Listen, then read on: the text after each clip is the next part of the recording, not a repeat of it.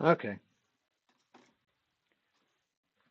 Can never make up its mind what it wants to do, what it doesn't want to do.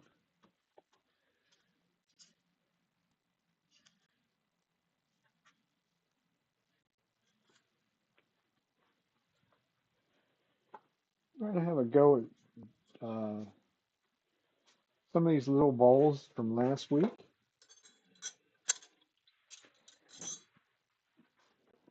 These have been dried in the microwave,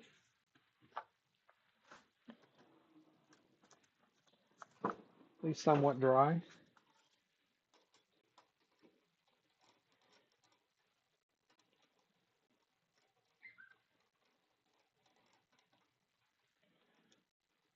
So we'll go back and put them on basically a jam chuck. Have a center marked on them. So we'll be able to basically put them right back into between centers or thereabouts. They have warped considerably, which is not unusual.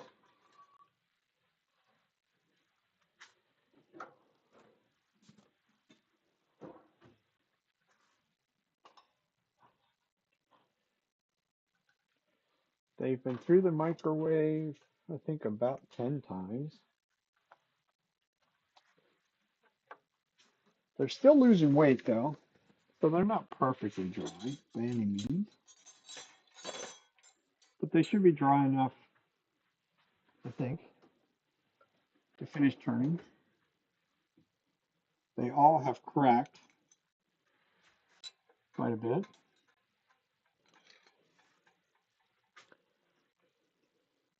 They have warped, and this in here is, and almost every one of them cracked in the same area, which is not unusual. It's all on the end grain, basically. Most of them did not crack the whole way through the piece, so we'll see what we get out of them. I've done the microwave drying before and had pretty good success with it, but these, for some reason, I don't know if they were extra wet or what the situation was. They did not necessarily do what I wanted them to do. So we're going to get it, first things first, we're going to get the tennant back to where it belongs.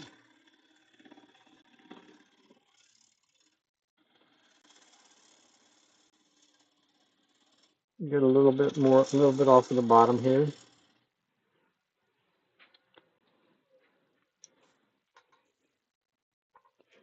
Get it back to at least some place to grip.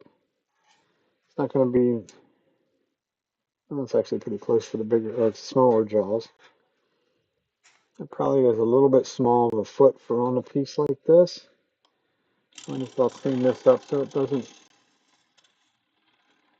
not quite such a distraction. Give it a little dovetail into the corner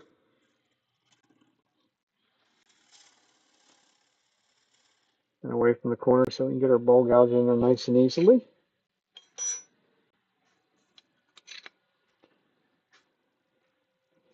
And that's the bottom of it taken care of. So I guess we could go right straight over to there. That make more sense maybe. I'm gonna come around and clean up the top as well, so we know where our shape is going to go to, because this has moved considerably, as you can see by that view. It's got a big hump there, which is typical when they dry.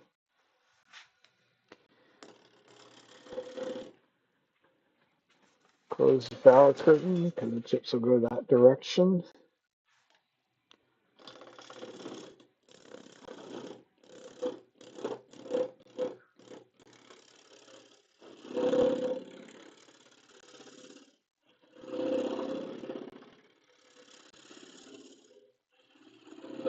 These will be very small, shallow bowls, which I knew that from when I rough turned them.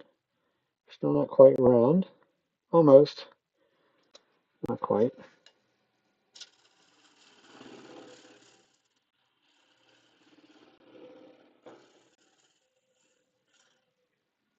Knock our razor blade away. just in case you would touch it. Good enough. We're clean, just clean, about a quarter of an inch down on the rim at that one place.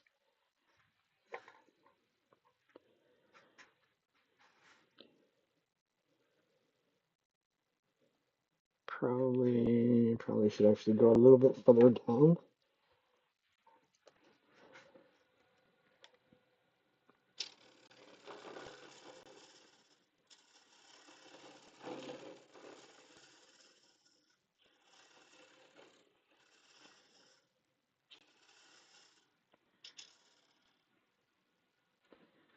That way, should be able to sneak in here with my pencil. Make sure I can get a complete line around.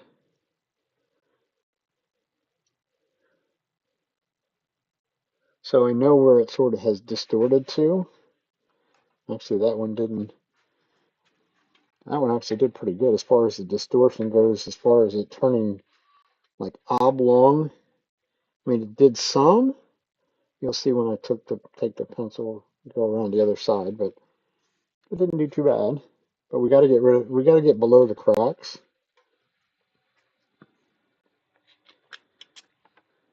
Got to have a tool rest that's tight too. Move it and don't tighten it. That's never a good thing. Are we in balance? Yeah, we got rid of the out of balance parts, so now we can bring the speed up a little bit more.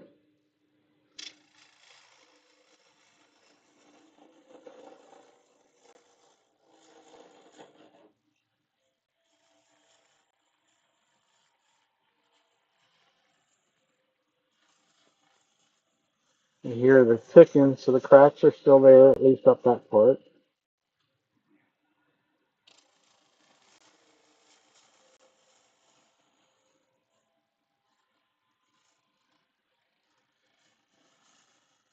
Still there. These are going to be thin bowls when we're done, I'm sure.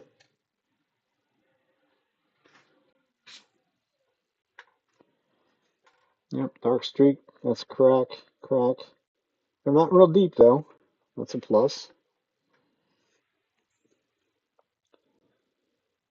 Also got a little discoloration there, which is always disappointing when it comes to holly, but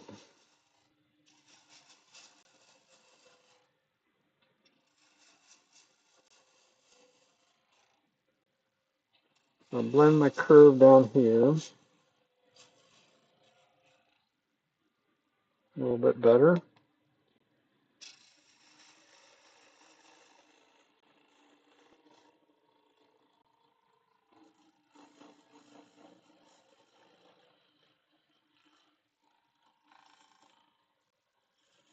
You still hear some knocking, so there's probably still some of the cracks there. Cracks actually look like they went fairly deep on some of these.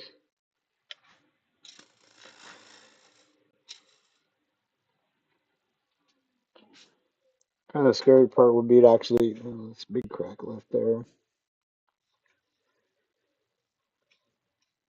Trying to avoid having to fill any of them.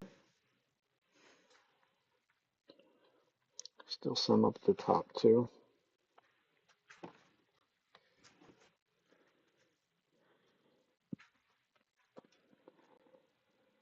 So we might have to add these to the list of don't do with holly. I mean, there was plenty of moisture in them.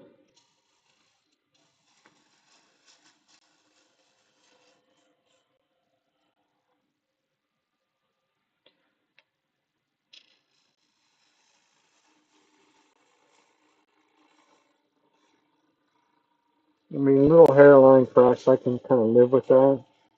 Because I will finish them with the super glue. They're still there. I can hear them ticking away.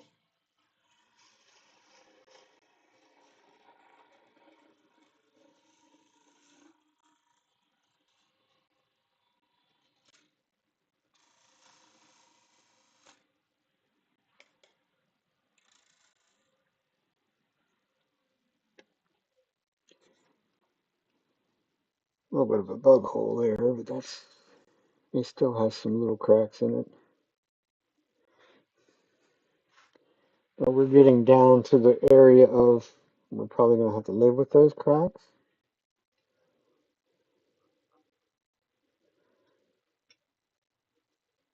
Otherwise, I won't have anything left on the inside. We're probably at 3/8 of an inch thick, according to my pencil line in there. So I think that's where we're going to leave that one at. And flip it around.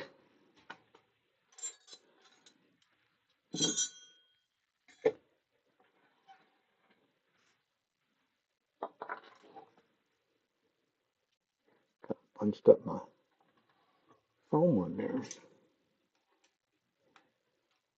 And I'll leave that in because we're going to probably do another one of those.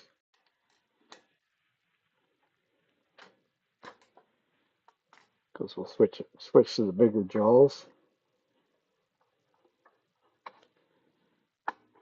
Not sure why it wanted to mess up my foamy though.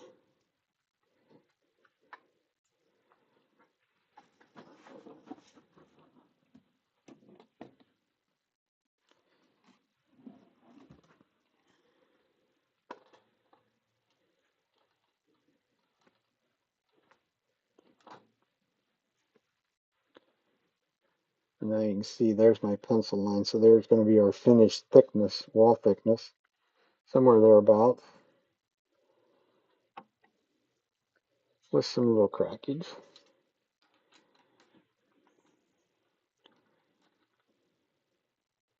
Probably actually should have just up and sanded that side while I had it there. But we didn't, so we're just going to keep on going. I want to make sure I'm going to get something out before I spend the time sanding it.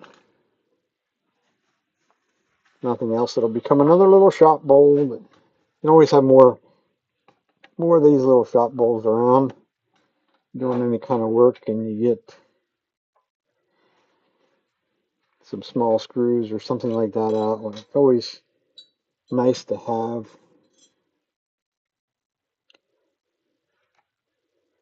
a bowl of some sort to put them in.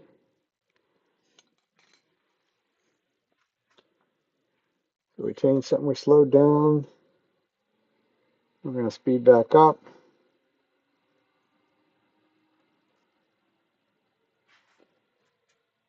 I'm going to clean the face up right off the bat, which will remove my line, but that's okay.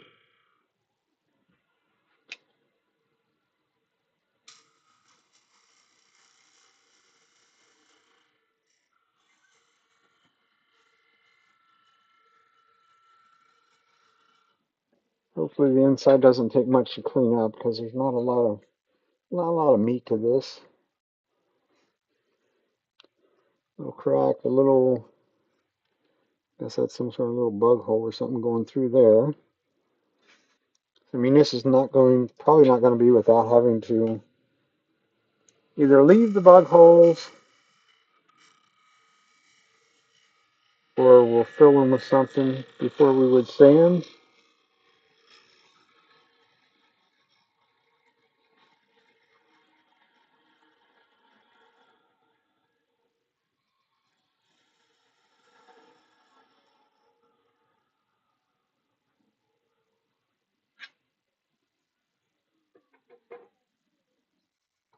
Well, that cleaned up very easily on the inside. We're still a little fat down in there.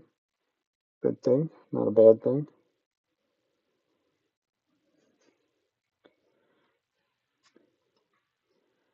Little, not quite sure what they are. They really seem like they're bug holes, but yet the one I picked at last week at one point almost seemed like it was almost like a little bit of wood that popped out. And this one wants to do the same thing. It wants to come out, but I can't get a hold of it. Oh, there we go. I was able to push it through. Kind of weird. It's almost like it's a little chunk of wood, which reminds me, really doesn't remind me that it's some sort of bug in there. Can't say I've ever really run into something that quite looked like that. There's another one on the other side. Whether that's was some sort of bug, I think I should have taken, we still can. I'm going to take another 1/4 of an inch or so off of this. This crack's right at the rim, which is not a good place for them to be because they'll just continue to crack further.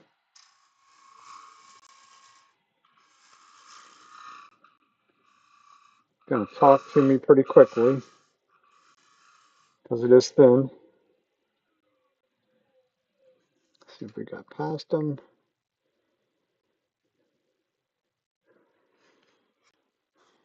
No real giant signs. No real giant signs that they're there. There's still little cracks in it. I'm going to do the other 2 halves of the log, and they're just gonna go in the paper bag and let them dry naturally, so that we don't have this issue.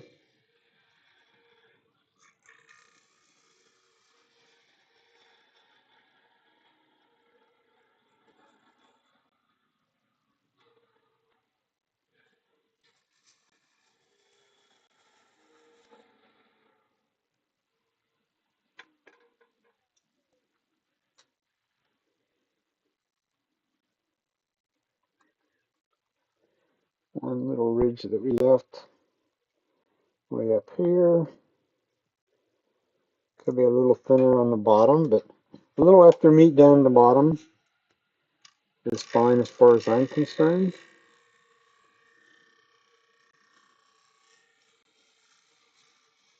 Just make them a little bit more stable on the sitting on the table.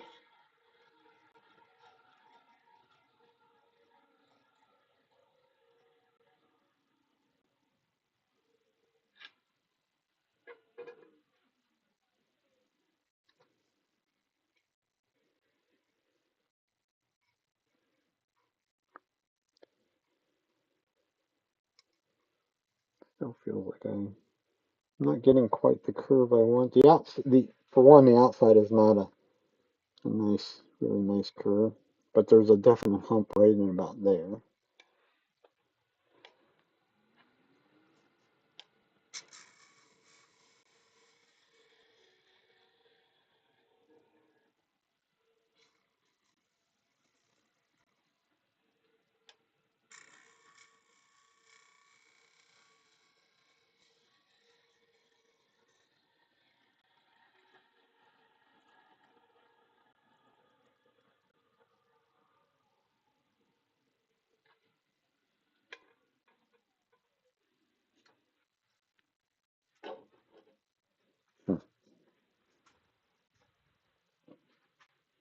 Hmm. Hmm. That's a good indication. You feel I just picked up the chunk of the chips of what I just cut off of there. You can actually feel that they're still damp. So this stuff is probably really not ready to go on and finish it. We're going to give it a sand at this point, and I think we'll let that go. Maybe the other ones I might just take and either microwave them again. Probably not. I'll probably just leave them go. I'll probably leave them sit over here on the workbench or somewhere thereabouts for the next couple of weeks or something or other and let them dry naturally the rest of the way on their own, is my thought.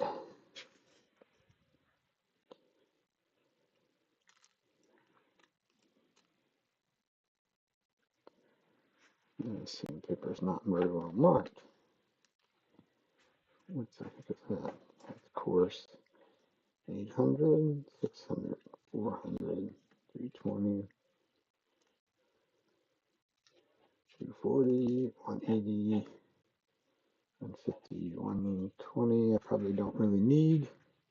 This is a sample pack of sandpaper that I got from the guy that I get my sandpaper from. I think he was thinking about getting this in, putting this into his product line, but I was just on his webpage the other day and I did not see this, so I don't know whether he didn't add it or what. It's probably 2 3/8, but I'm going to use a 2-inch disc on it, I think. We're going to try it that way once. Just gives it some area out around it, which is fine. It'll go into a curve a little bit easier. It's not a real soft pad either, but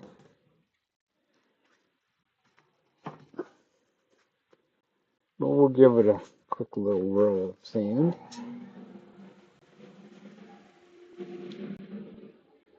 Slow the speed down right off the bat.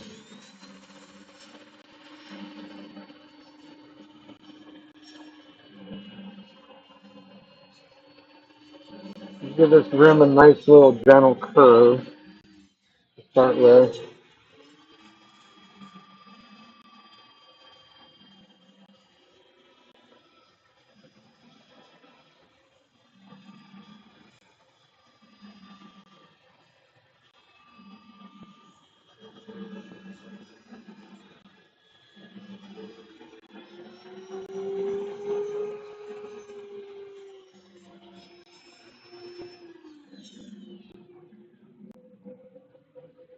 Some cracks that actually came the whole way through. It's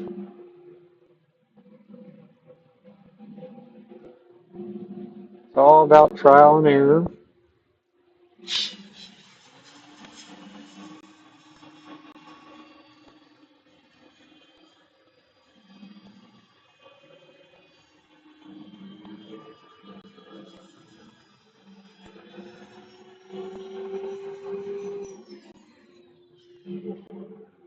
And as usual, the wood was free, so if we mess something up, it's not like anything I wasted was time.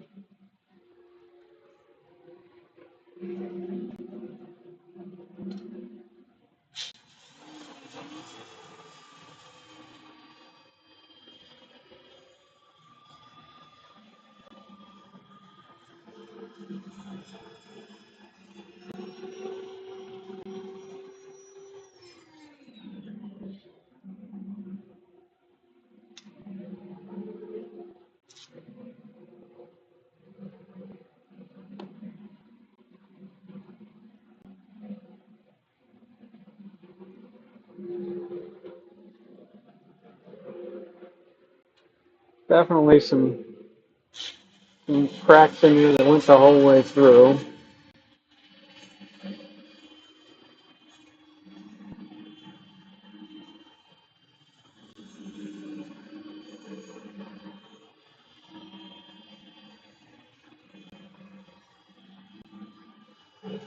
Also, did not stay as white as what I would have liked it to. Of course, this holly's been cut just recently. Everybody's always told me that if you want holly that's going to stay white, it's got to be cut in the middle of winter when there's very little sap in the tree.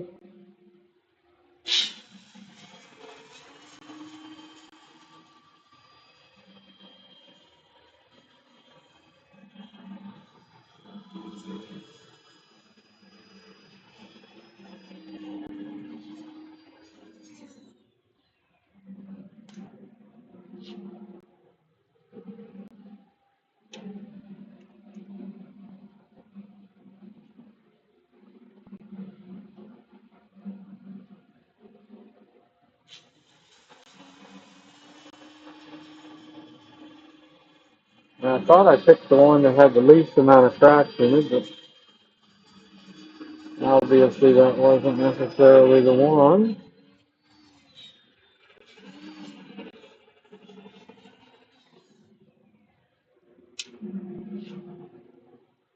It probably also could be microwaved another couple of times first. So they were still dropping, each time through the microwave they dropped about 5 or 6 grams of weight over the course of, pretty much over the course of a day or a day and a half. And I was always giving them the time in between.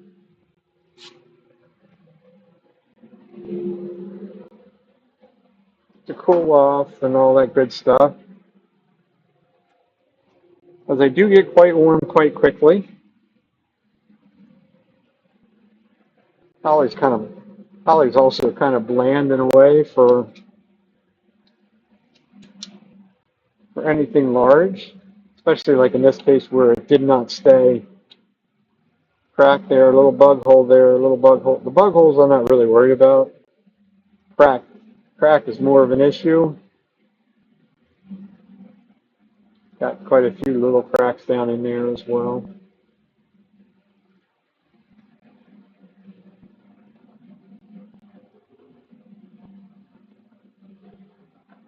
I think we'll turn it around, sand the outside. I have another one of these jam chucks that will fit in the big chuck. So we'll just go back to what I was doing, or how I started it, put it that way.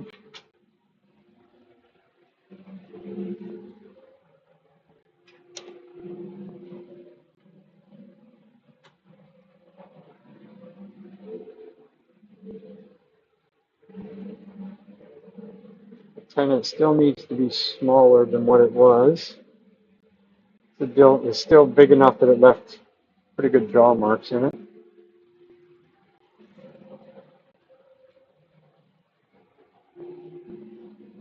Lots of little hairline cracks in there.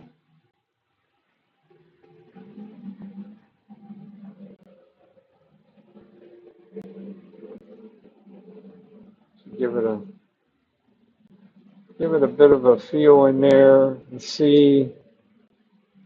And big calipers are so big, but it feels like there's still plenty of meat right in this area.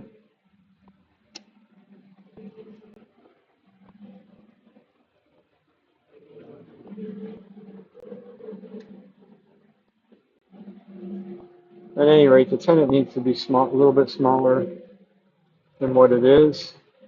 This sort of could have a flat bottom on it, although I like a little rise to it. So I think I'll do a little bit more work in there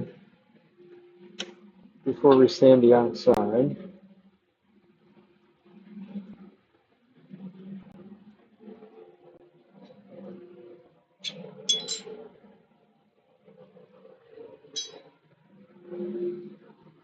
Mainly, we're going to make this tenon smaller.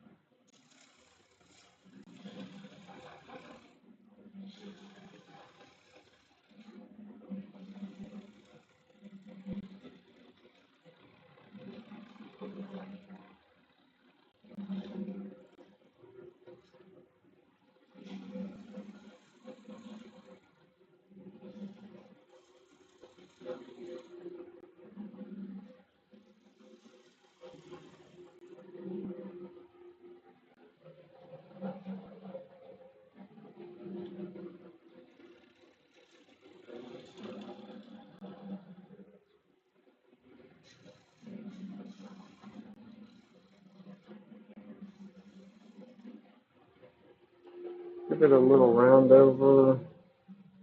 Probably can make it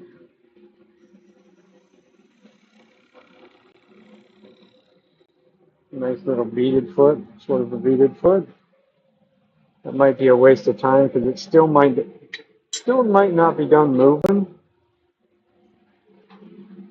But we're going to find out.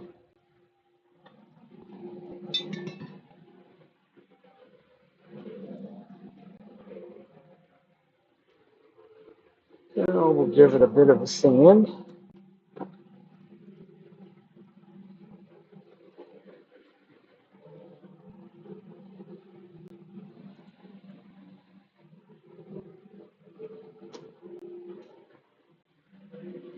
Of course, in here at the base, we're going to have to sand that by hand.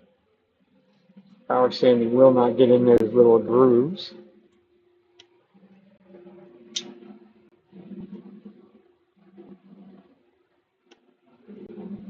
So we'll bring our speed down to standing speed and get in tight to that groove with the cut edge of the sandpaper, keeping the sandpaper moving quite quickly so that we don't leave concentric circles in there. There's the top of the little knob.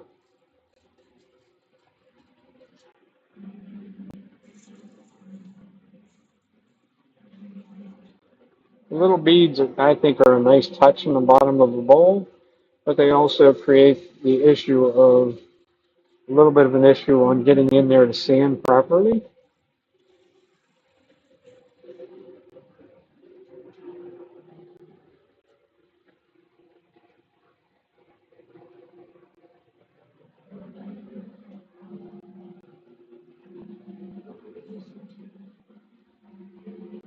So we'll do that was 180, we'll go to 220, and then 320,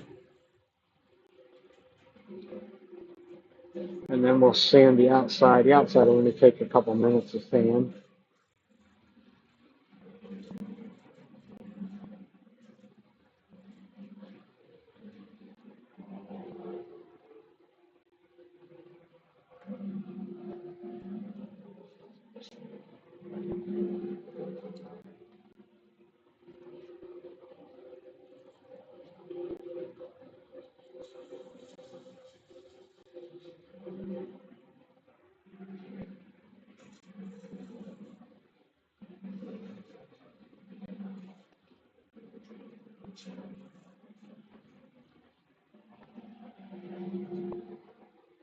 So be careful touching that.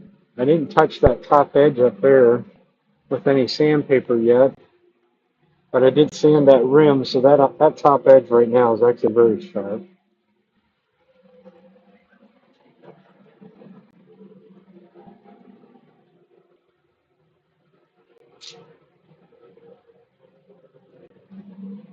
And I also like to spin in reverse on the outside.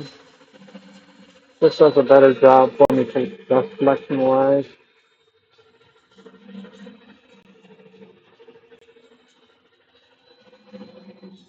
Actually, I could use my other backup pad, which will make the sandpaper go out to the edge.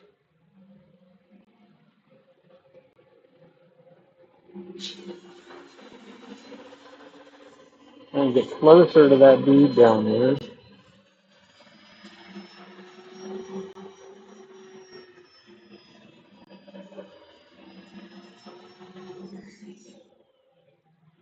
Could have, should have done this probably before I even flipped around to do the inside, but we didn't, so we're just going to have to live with it. Lots of little cracks.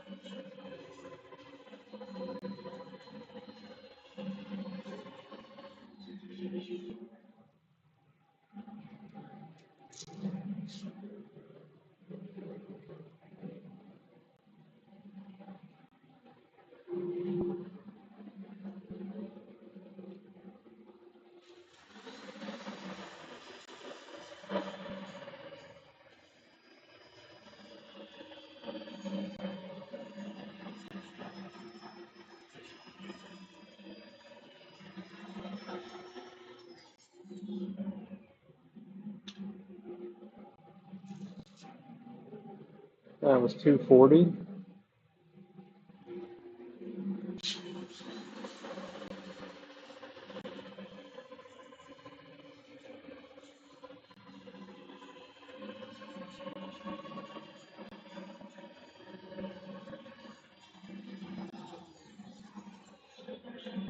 $320. I'm going to touch this edge up here.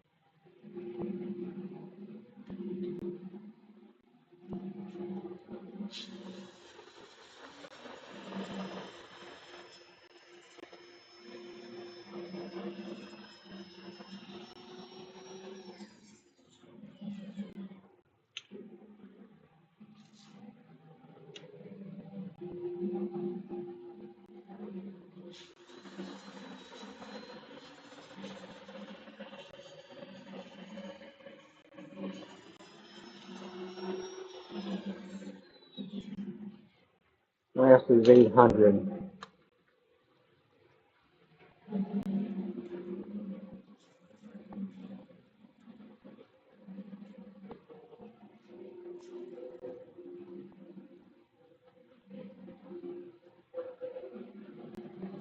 So go back in and finish that,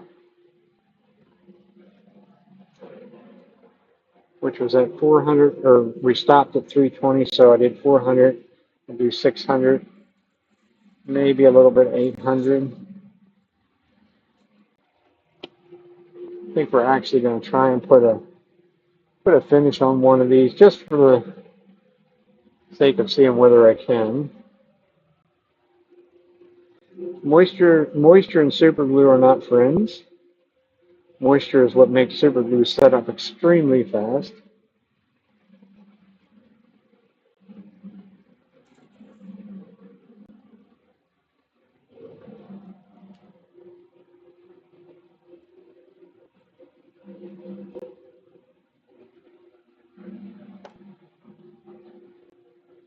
Last, a little bit of random orbit sanding by hand with 800 in case there's any scratches that I missed. This will blend everything together. Didn't miss any scratches, but I see a lot of cracks. Do this top little rim just to make sure it's not sharp.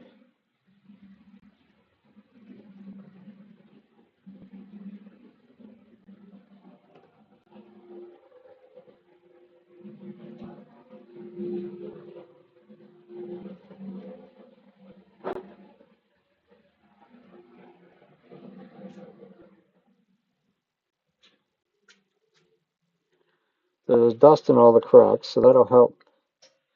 Actually sort of help fill them up in a way. I'm going to wipe it off though with a paper towel to get any real get some of the excess sawdust out of there. Lots and lots of little green cracks in it. Like I say, you win some, you lose some. We are going to try and salvage this, even though there's cracks. Don't necessarily like doing things with cracks, because eventually they probably will open up more, maybe, or close up more, one of the two. Most of these actually closed up as it cooled off and dried a little bit. This time we're going to go with a thicker one, the 3460, because this should help fill in those cracks a little better, because of it being just a little bit thicker than the one I normally would use.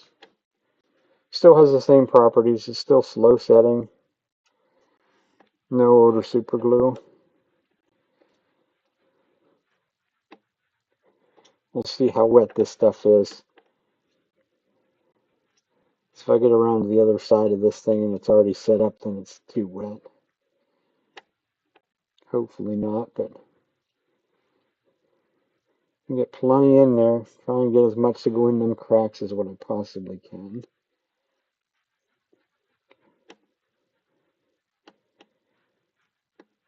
It's not too wet because it's not setting the super glue up, so we're kind of golden on that routine, that part of it. Lots of cracks though, they're going to stay there. Got some super glue in there, so it shouldn't allow them to open back up. As always, I'm going to wipe off the excess. I want what just soaked into the wood. I also touched it with my finger. Ungloved finger, put it that way.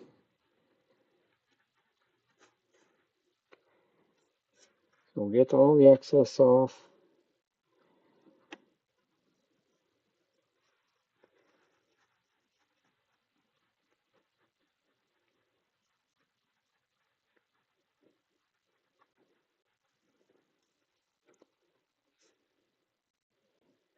Looks pretty good.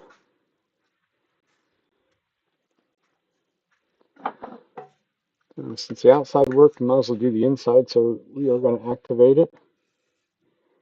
Hit it like 2 sprays. It's be enough to get it get it rolling. That's all we need to do.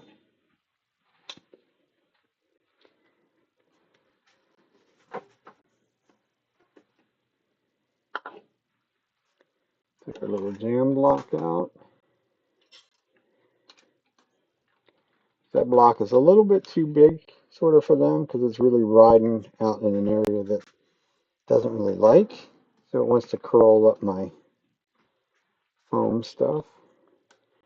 I'll see if we took enough off of this. Probably still might leave little marks. We don't need much pressure because all we're doing is finishing. So it just has to hold it on there while we put the super glue in there.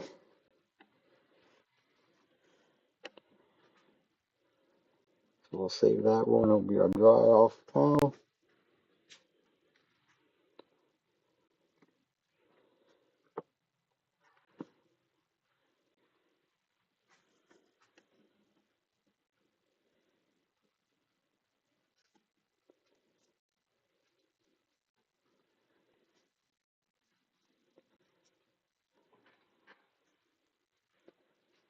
So it'll be the inside.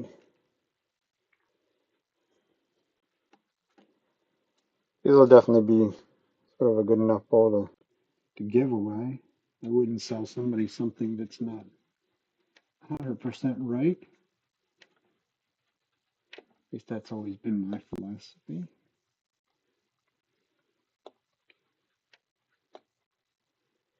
The inside is going to take less material than the outside did because it has less room to soak in.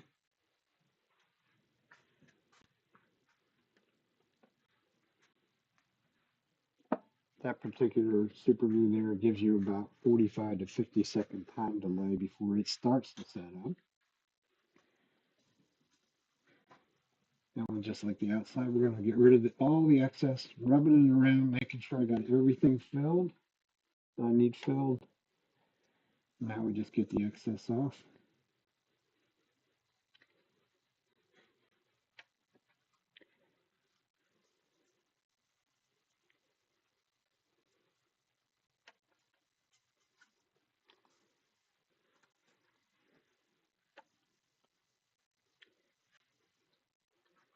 That's all there is to it.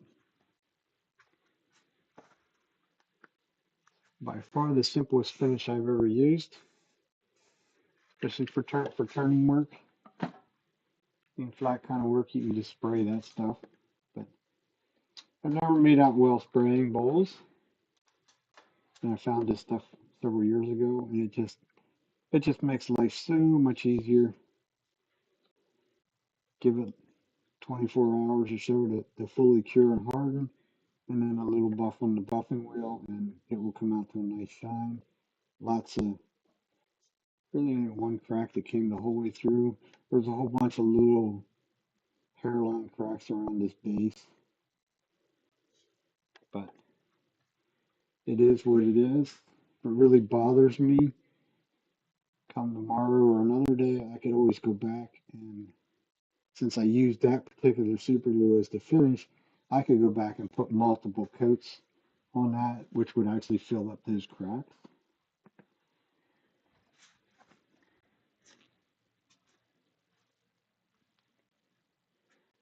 Trying to think, there was another one. There was one of them that didn't hardly crack. Not that one. That's gonna crack. It went the whole way through. Might as well keep on doing.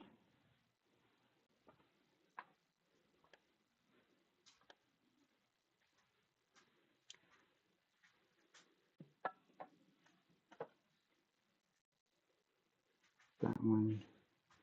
I determined that was a little bit big for this. Yes, yes. I do have some other ones that's smaller. I really only want it to hit in the very bottom of the bowl. I don't want it trying to rest out on the outside edge. The other thing I could do would be get a little. I could even do that. Probably with that. Try that. That was another technique that I saw.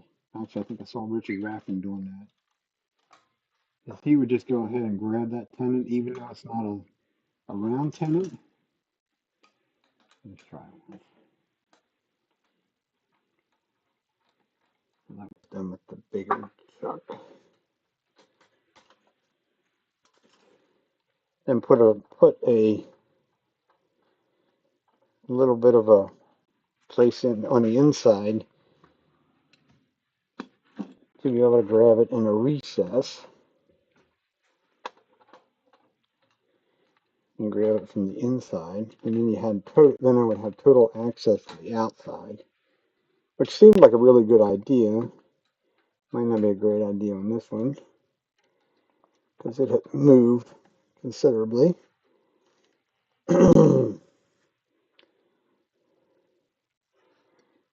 Let's grip on the inside of that.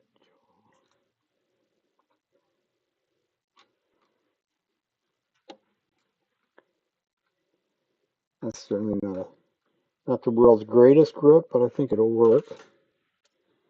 Just have to be a little mindful of not being very aggressive. It does have a pretty nice crack. That crack right there goes the whole way through, I think.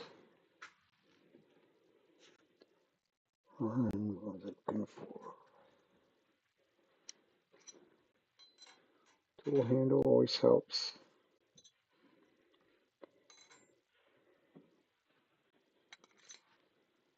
Tool rest would help more yet.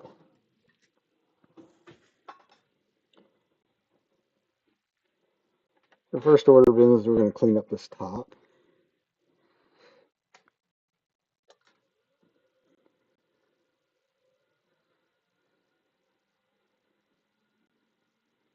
Not going to go super fast with it because you got to be gentle with this. It's not the kind of grip that you want.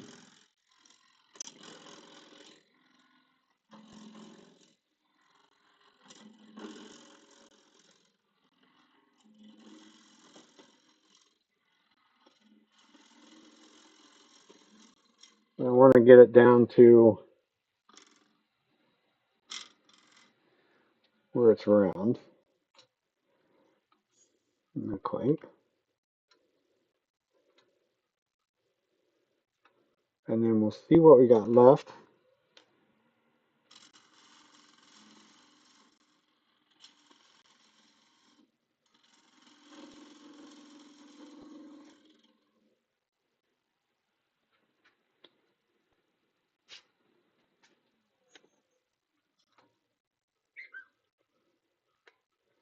And also, at this point, we can see that there's probably the lowest point.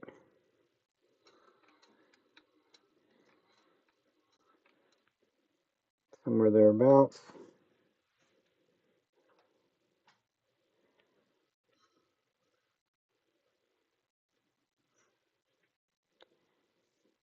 Always going to be my next problem is how deep.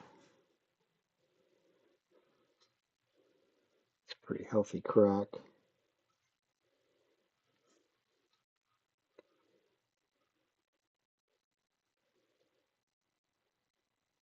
But I can always use the outside part of the jaws too. Grab a hold of something. That is a very healthy crack that came through.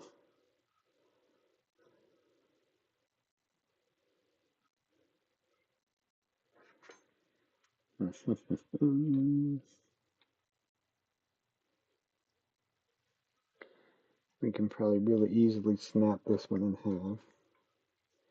Crack the whole way through, and that crack goes down there quite a ways. I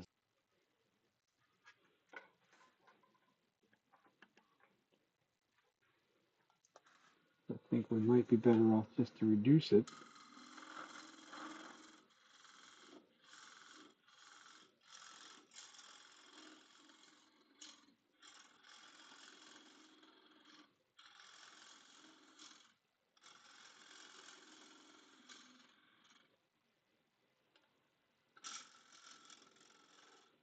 By a bit and see what it looks like. That crack, I'm sure, is not going to go away. It goes fairly far inside and out.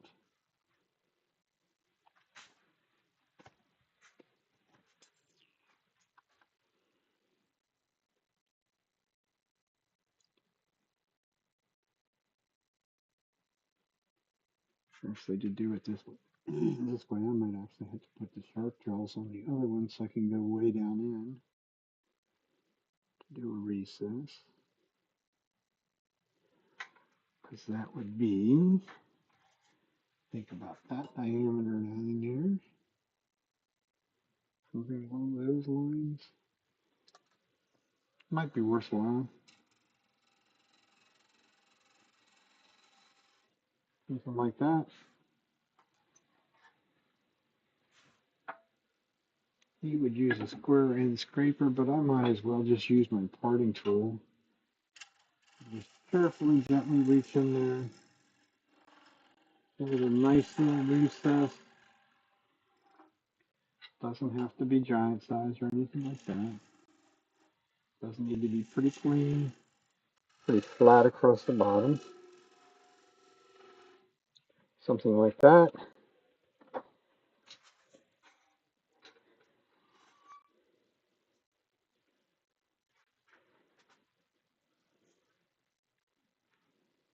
Very big crack.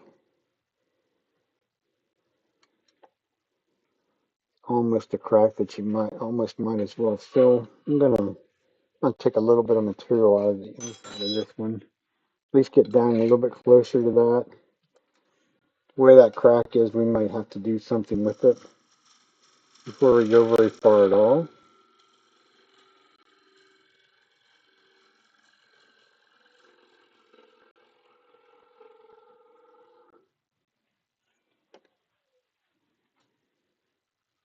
A little easier to fill them when those cracks are deeper, like that.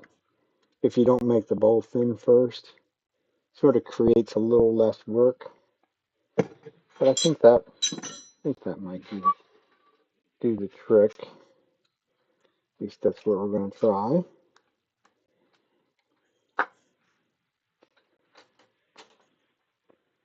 But that's going to mean me changing chuck jaws.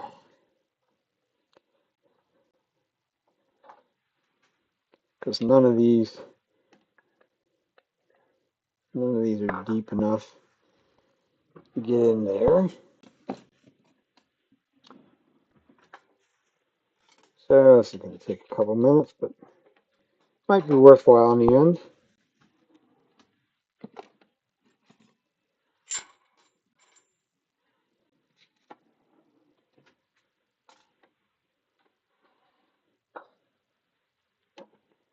Guess if you were rich and famous, you'd just go out and buy another chuck, put these jaws on, but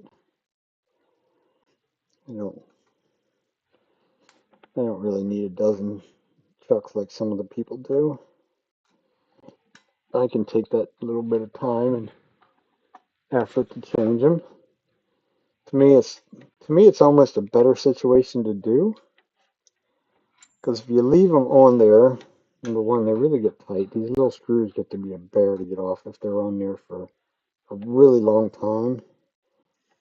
They do one of two things: either they work themselves loose, which happens, or more so, they actually get so cotton picking tight that they're really hard to break loose.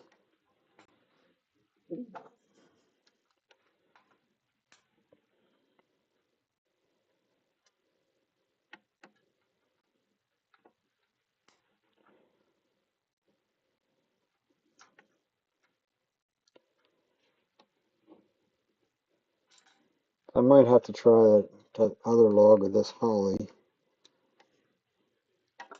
and cut down the cut down the amount of time in the microwave each go around. So I'm thinking I actually sort of dried them a little bit quicker than what they wanted to be dried.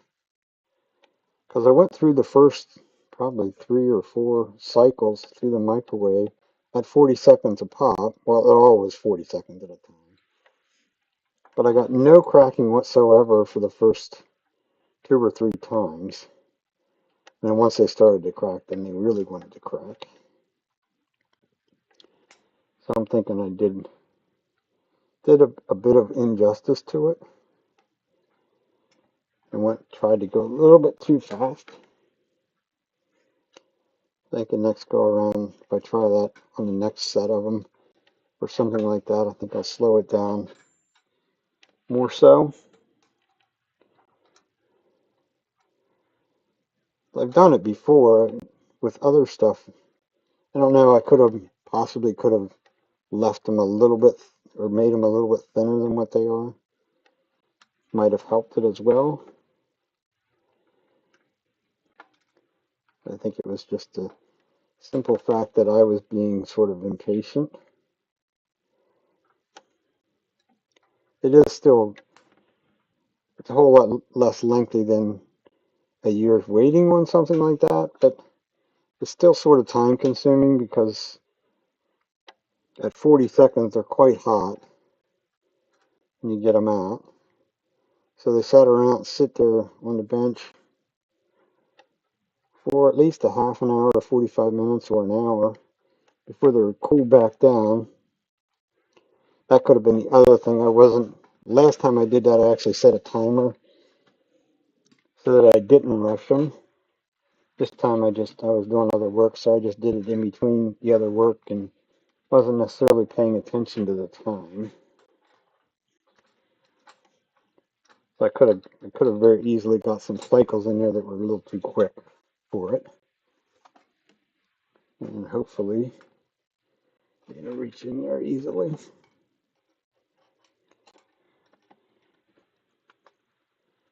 Hopefully my thought process that made that recess in there made it big enough.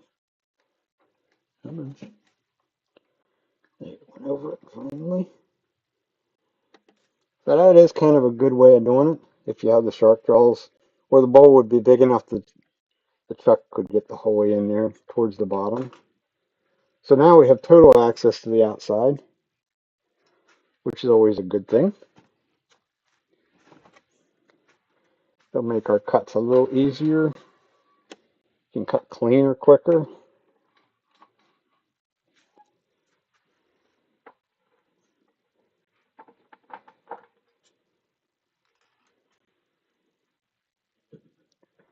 I guess we'll start on the very bottom and get this squared away down here so we can put a new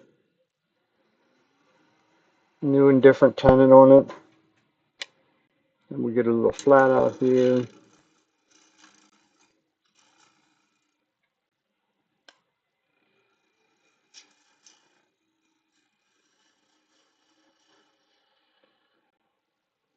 Go to the center.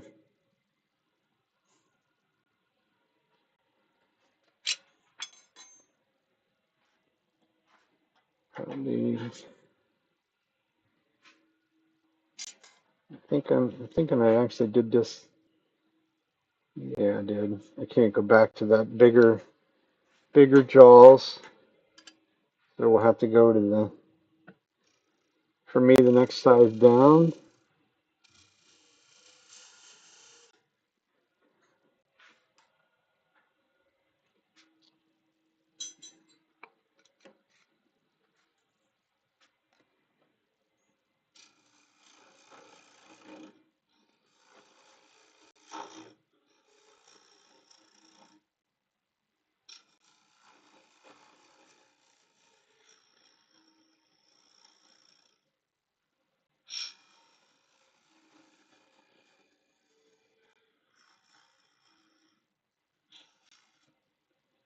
Get rid of the razor blade corner. Now we should be able to go back to our bowl gouge.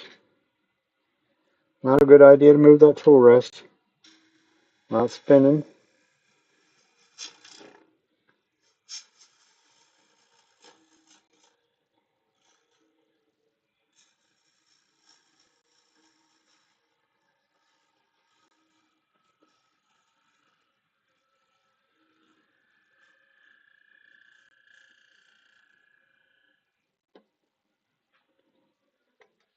It's always the fun part of doing the small bowls that are out around. Is pretty much get them clean in one cut, which we did. A little crack there.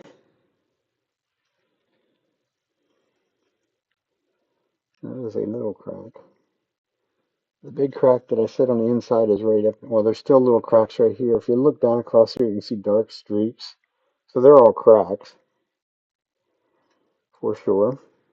So we need to take a little more off.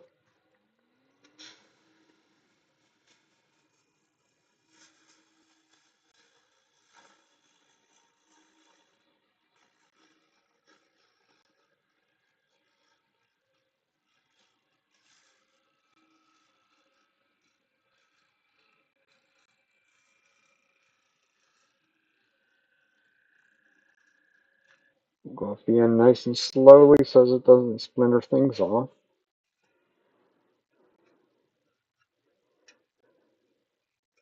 Little crack there, little crack there, little crack everywhere.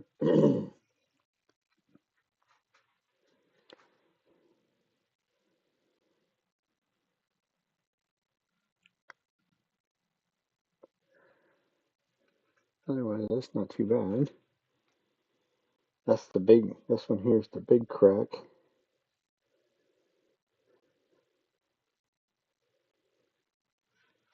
I think I'm just gonna, right now, I think I'm just gonna clean up my tenon a little bit because it's a little concave in here. I'm just gonna flatten it out a little bit. Get a nice crisp, clean corner in there to grab a hold of. I think what I'm gonna do is go in, flip it around to the inside. We'll true the inside out because some of these cracks here definitely could use some filling. There's really no point in doing sanding it before I fill them.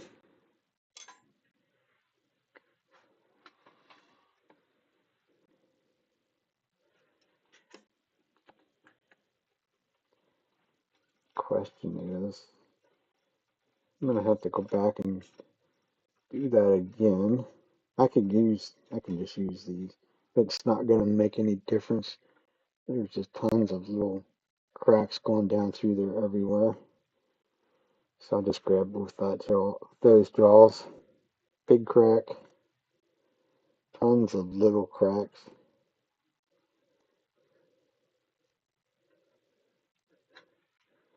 And I'll just do it that way. Screw up the inside, leave it fairly thick, and then I'll just work on get some super glue to go down in those cracks and sort of stabilize them a little bit.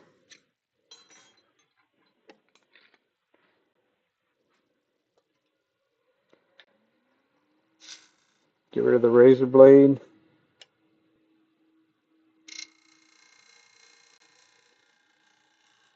As soon as the tool touches the wood, you can hear it picking and crack and snapping like that's the crack.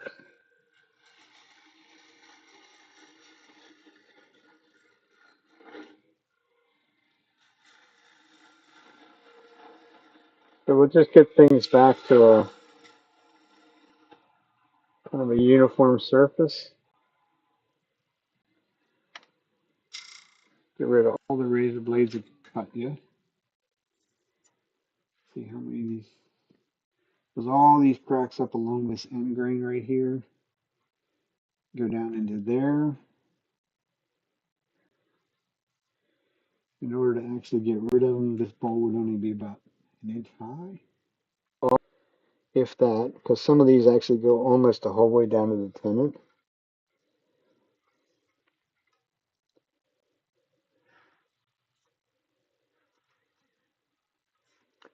I think that's what we're going to do. We'll just work on try and stabilize some of them. Like I say, all four of these are the same. They all have the same cracks, basically all the same place. It's all on the end grain where it has moved too quickly because of the way I started to dry it.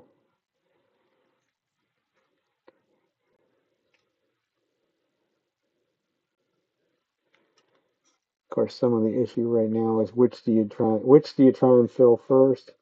I think we get a little painter's tape out, we'll clog that up right there. Now spray the activator on this. No, thinking I'd spray the act. I think I'll put the tape on the inside. We'll work on this outside bit first. This part we can go to there and come in close, and you'll be able to see what I'm doing.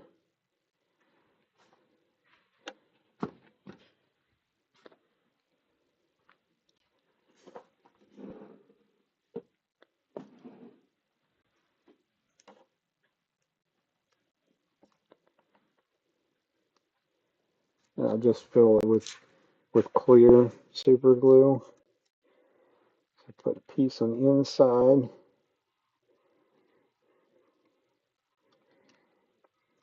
Put a little piece on the outside right here.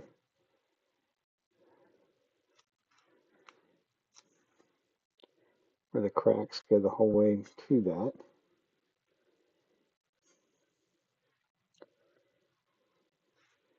Didn't necessarily need it to go over there.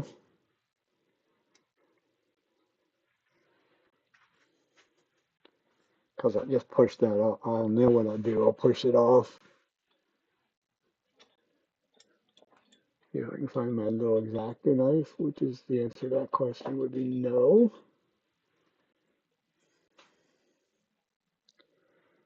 I don't even have my pocket knife in my pocket. Oh.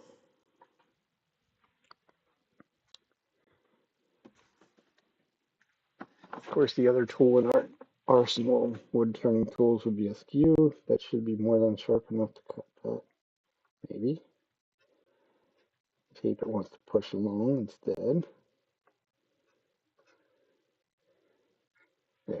we go. Of course, here's where it'll actually be a little bit on the messy side.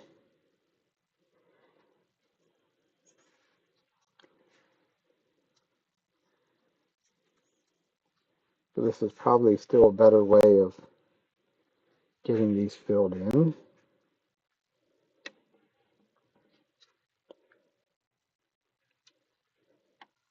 If I go across the grain, it wants to keep going into those cracks.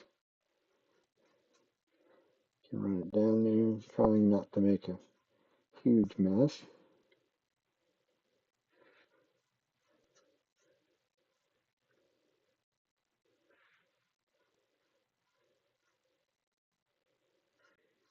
The wonders of slow setting super glue is it allows you to do this very easily.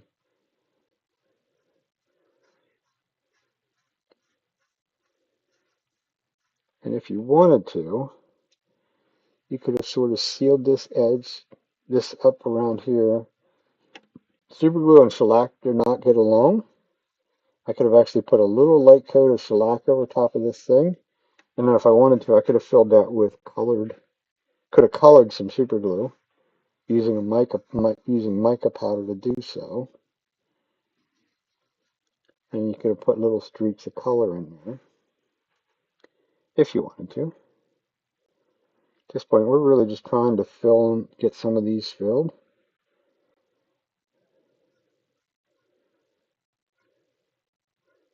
And if it decides to set up on me before they're filled, well, then so be it. But you may end up having to do this more than once, depending on how deep they are.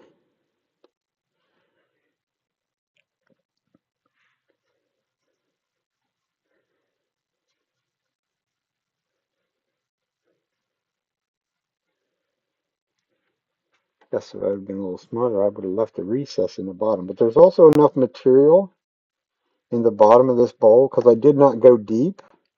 I can create that recess for this and actually turn it back around and turn the outside on the chuck without any interference, so to speak.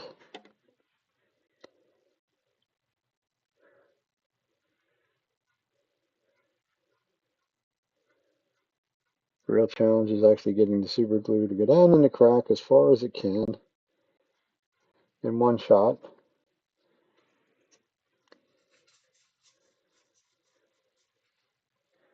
I'm not going to wipe too much with the draw because I want it to stay in those cracks. This can be a little bit lumpy and messy. It's not the finish because we know we're going to come back here. Probably will make one cut on the outside and see whether we got them all filled.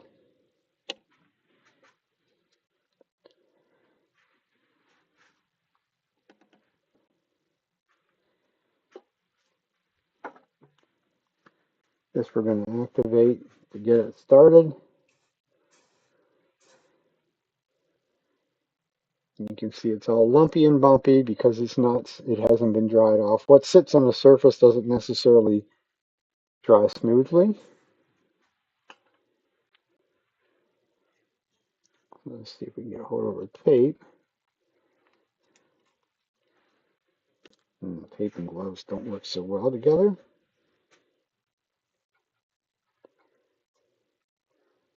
I don't want to super glue the tape fast to the pole, even though I probably already did. I want to get it around that side. And we did a pretty good job filling it in because it go over there. It's still not going to be close enough for that, but it actually came the whole way through the tape, through that crack over to the other side where the tape was at. It's kind of why I wanted to get the tape off as well, because then it would have glued. It would, as it glued, it has a tendency to suck the tape down into the crack, which would have caused a whole nother problem. And these little bowls have more than enough of their own problems without adding more to it. But I know there's more little grain cracks there again.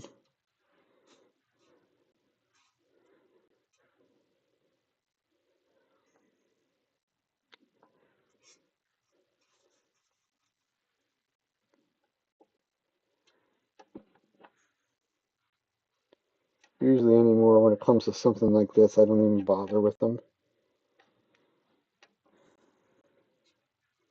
It's got to be something. To me, for me, as far as I'm concerned, it's got to be something really worthwhile.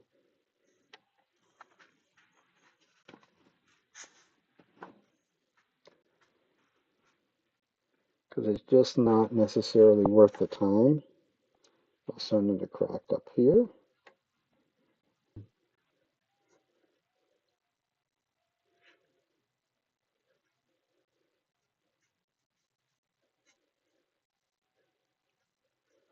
Let me see if we can get that one stabilized a little bit too. They're very small, very small hairline cracks, so that's also the ones that are more difficult to get filled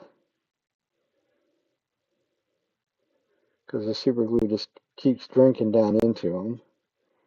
Try and keep enough there to allow it the time to soak down in.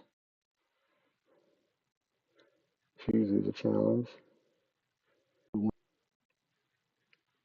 And really the bigger challenge is, do you really want to spend this kind of time on a bowl that's not going to be overly worthwhile when it's done?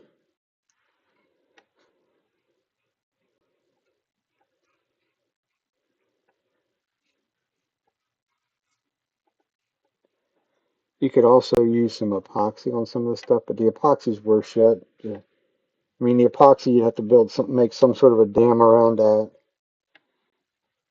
because it's going to set so slow, super slow.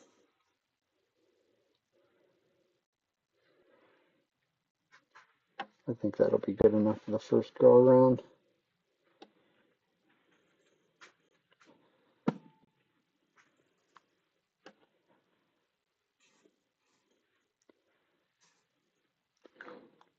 Definitely something to go from here to set it off to the side, move on and do something else. Just because you activated it doesn't mean it went the whole way into the bottom of the piece. I can guarantee if I cut into that right now, I'd have super glue flying. That's a ton of little itty bitty cracks in there. So another one to sit off to the side and wait for another day, so to speak. Might as well get them sort of all to the same place.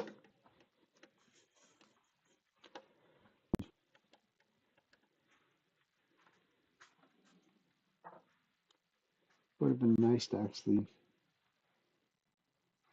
do that with that one. I'll just jam it right up against the chuck.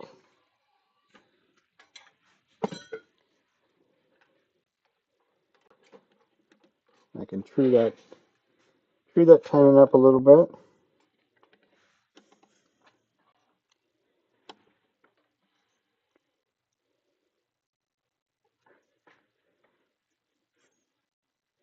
This one has really gone egg shaped. Once again, crack. Lots of hairline cracks on that side as well. I think all I'm going to do with this one is sneak in here a little bit, and we'll just true up a tenon, and then I'll grab it with a chuck. Because that tenon right there is really oval shaped. I'm not a fan of grabbing a hold of them when they're like that. Also slow our speed down nice and slow, because it probably will want to rattle a bit.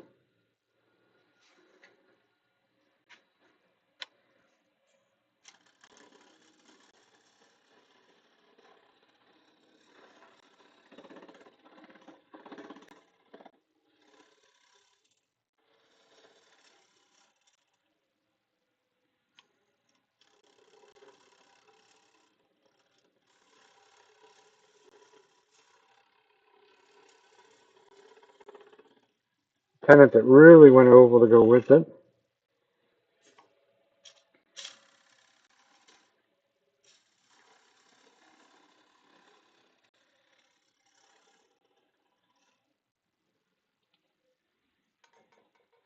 That gives me a more secure grip on it for the other side.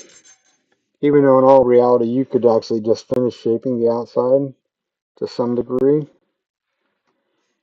I kind of like the total access that it's going to give me if I take that, even though that's not the greatest grip in the world because of how it's done.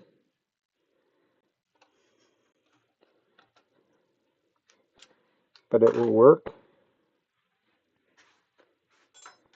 This one's also going to be very shallow. It's got like I thought they were bug holes, but there's something in the wood. I don't know if that's some of that wind shake or something like that.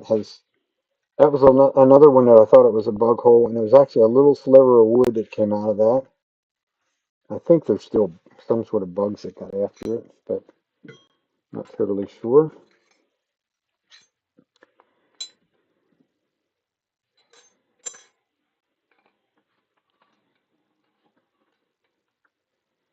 So in this case, we'll true up this face because you can see this one, since we're in there, a bit too tight for that. Excuse me. This one really has moved considerably. The little dark lines that's going out across there is all little cracks. Got a pretty good sized chunk right there that we're going to have to do something with.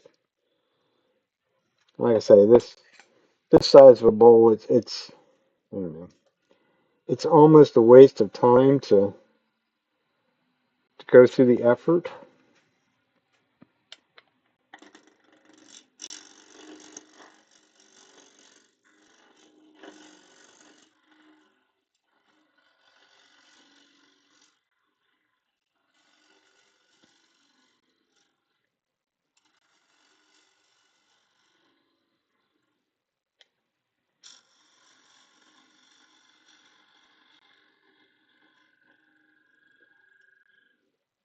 So there's our rim squared away.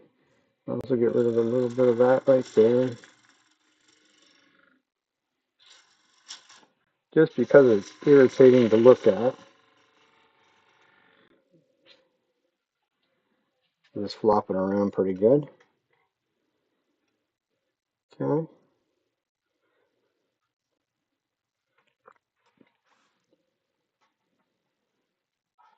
So our sharp jaws want these. No, they don't. Not that one. Too big. This size.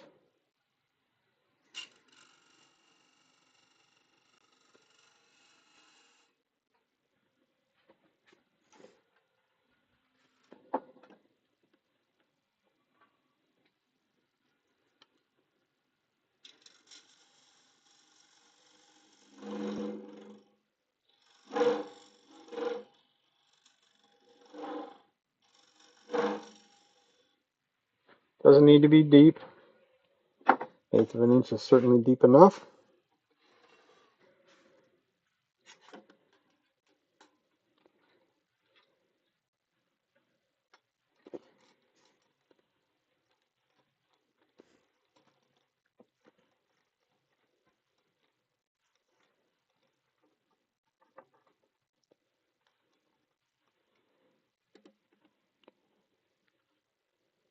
Now we have total access to the outside. Will make our life easier. Extra little step that we did. I mean, that's kind of a personal preference thing, but if I can have total access to the outside of the bowl, it's just going to make things a little quicker and easier to manipulate what you're doing.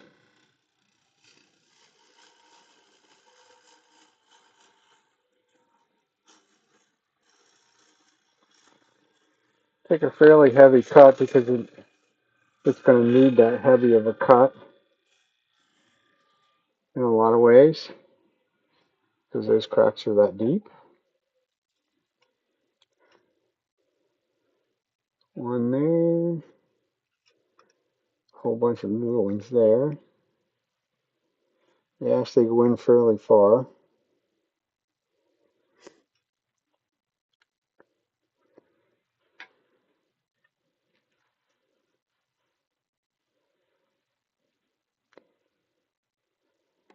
Another little exploratory cut.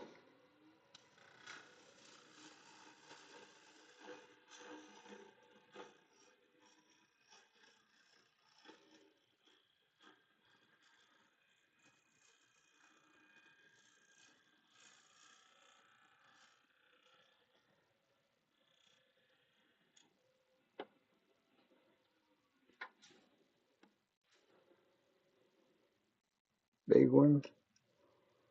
Tons and tons of little ones again. All over the end grain.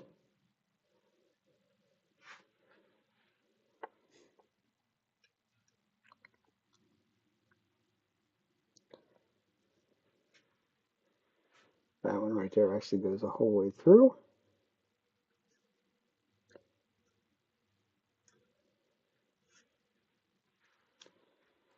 And I'm just looking at this one to think whether it's even worth trying to do anything with.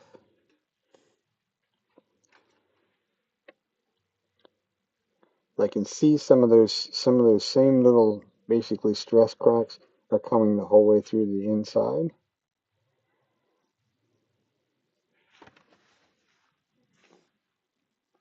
So that one there is worse than the other one.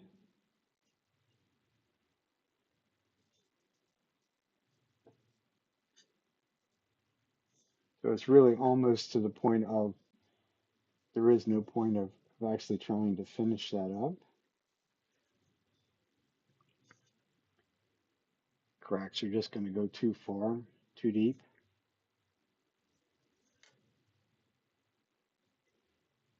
Guess I could try, but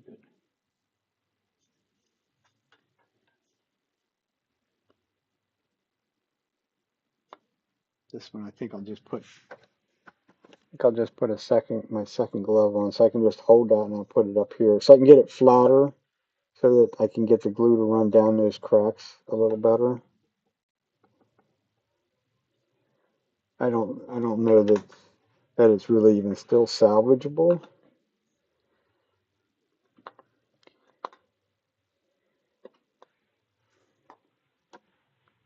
But we won't know until we try it a little bit. Piece for another day is what it's probably going to be.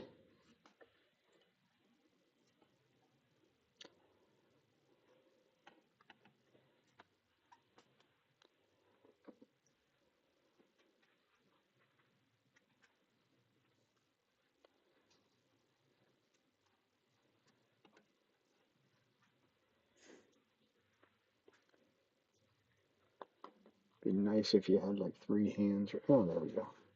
I knew I could get it to cooperate. Possibly.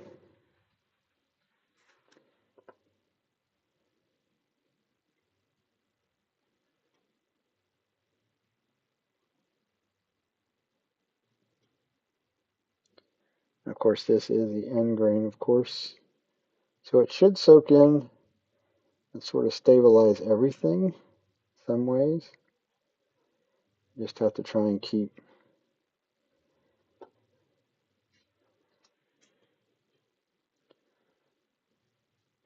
as much to go down in them cracks as I possibly can. And now when you do it with your finger, you got to be careful what you're grabbing, of course.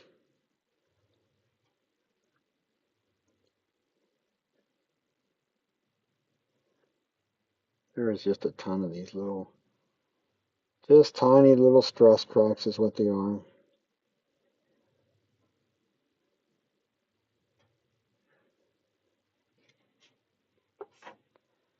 Try and keep the glue from running every which way but loose.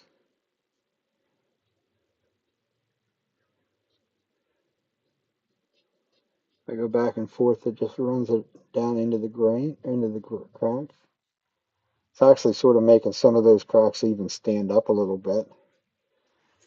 I can feel them with my finger as I run across them.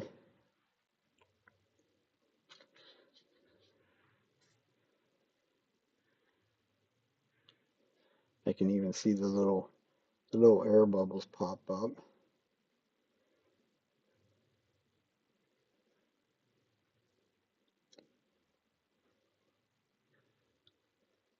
I don't really want it to go into that big hole because it'll just come out the other side and stick my fingers fast to the inside of the bowl. Or at least try to.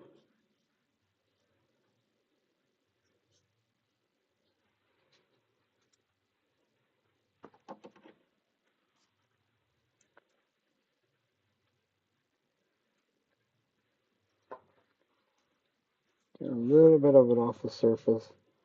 Not really too concerned about it. Cap back on the top of the glue bottle. Don't want to spray activator anywhere around a open top of a bottle of glue.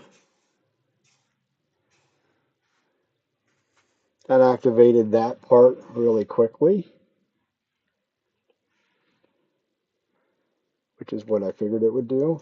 Also, I'm getting glue on my fingers in this process.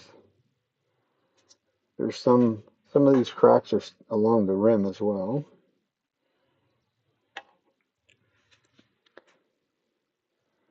To give you an idea what it did, you probably really can't see it on the camera. All these cracks were white or light in color. They're all now dark. So the glue has gotten down in there that far, which is what we wanted it to do. It probably is not really trying, it's not even really soaking any more of that in those cracks. Those cracks are full, pretty much. There's also one down here, one over here.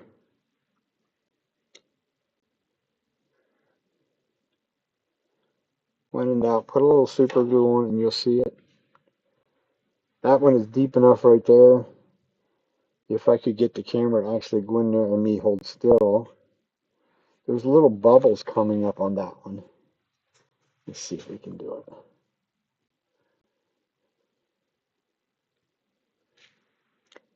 See the little teeny tiny little air bubbles right there in the center of that? That's the super glue going down in that crack and replacing the air or the pushing the air bubbles back up. It's kind of neat when it does that. It really looks neat when it's if it would be a colored if you would put some color on that super glue. Then it just sits there and swirls like it's on fire. A little bit more in that crack.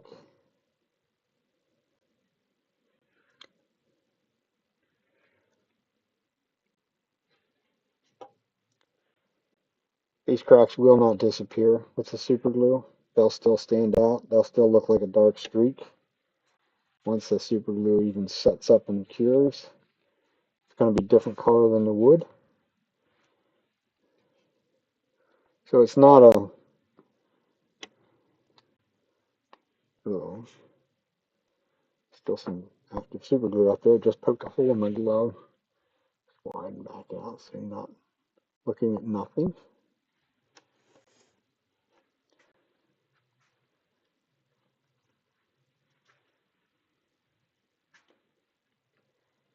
The surface would be a little flatter. It's really nice to be able to just to put it on something and just let it go.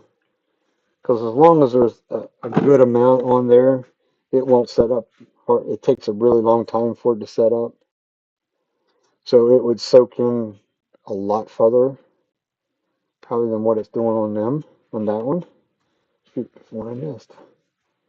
Oh no!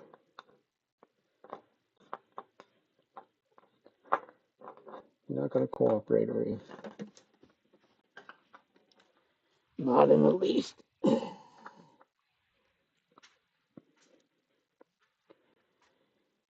Where's that one at? Oh, it's right over here. That's a big one too.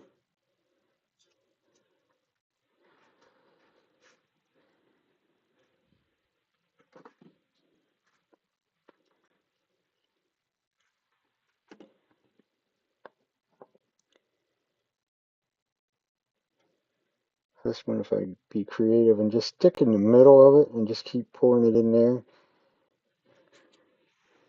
See if I can go in tight on that one. Tighter. See, I've only put super glue right here in the middle of it, but it's already has ran to the rim. It's now trying to run down.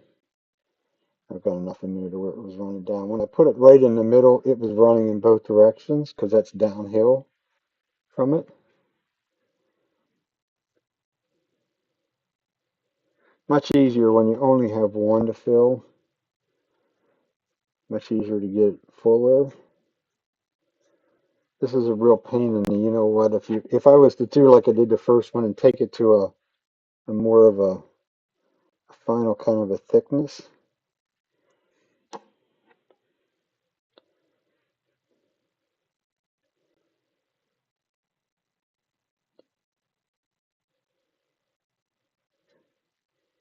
I must be getting it pretty full though. If I tap on it, it will release the air bubbles, usually.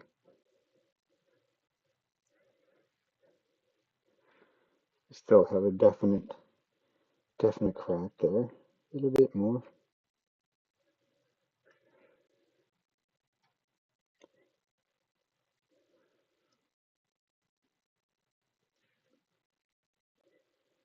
Check my finger to see if it's wet. Just because you can't see the crack on the other side doesn't mean that it isn't coming through the other side. That's why the second glove. The glove will stick to it eventually. Your fingers will stick to it very quickly. I think that's going to be full enough.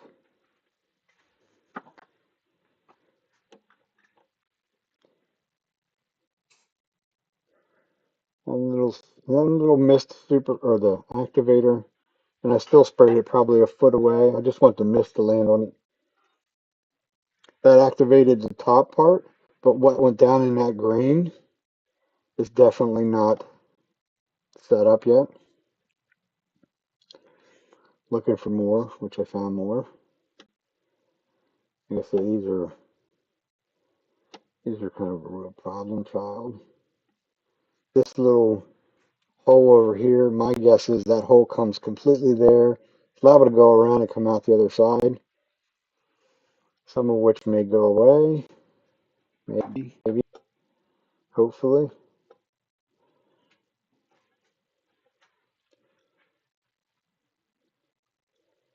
See if we can find where the crack is totally at. The crack is a lot bigger than what it looks, or looked, lengthwise anyhow.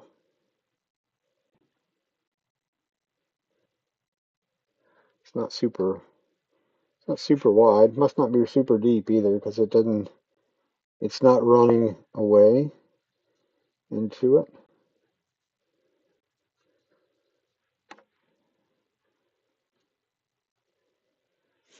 That's probably good enough for that one.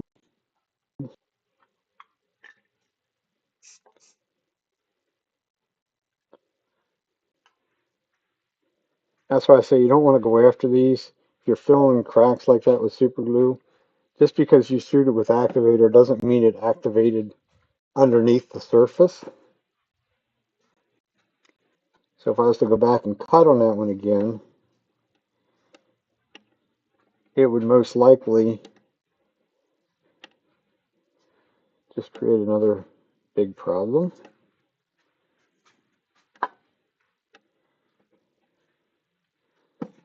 One more to go.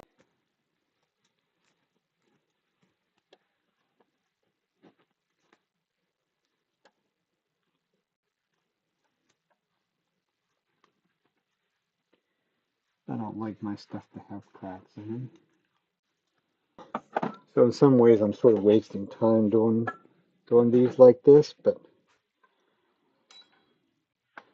it's always good to experiment with different things. Try different things like that. Do that one the same way. We'll just put it, basically jam it right onto the chuck. Get a halfway round tenon. I'm not a fan of trying to grab onto something that's not very substantial. I've seen many people do it, but the odds of sending something flying is probably pretty good, pretty high. So I try and stay away from that part.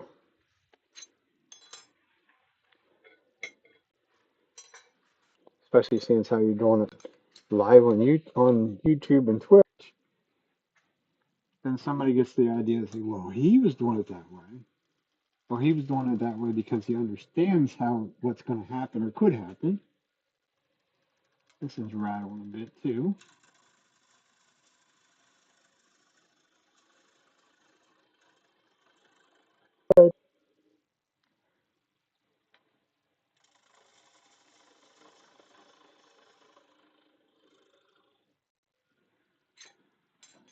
I use the bowl guides to get rid of most of the material.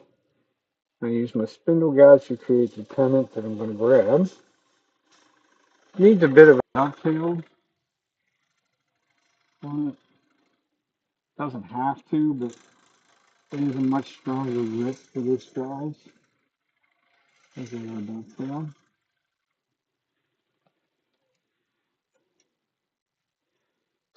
Probably should need to get a little bit of a cleaner corner in there.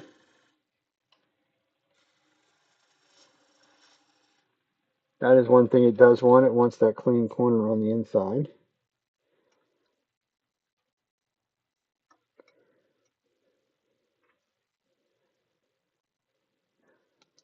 That's good enough.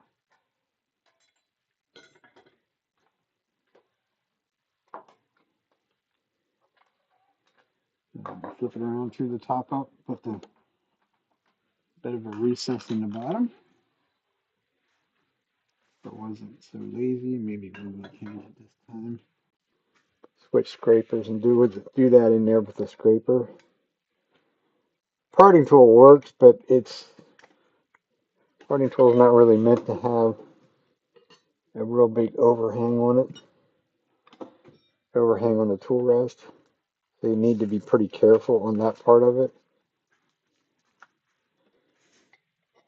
Where the square end scraper is much more of a stout kind of a tool to do that work.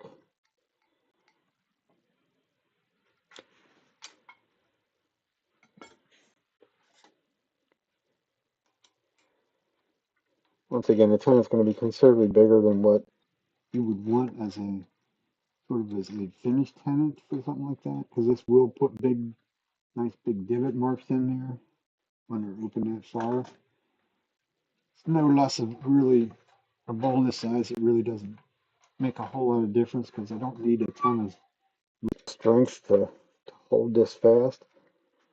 But give you an idea when you're looking at it straight down. Back up just so there. You can see how much this has moved. If I go high point to high point, you can see the air gap in between. So it's considerable. They'll do the same thing when they're air dried.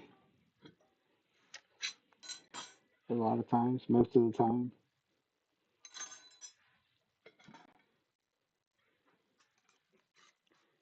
I spin by hand to make sure.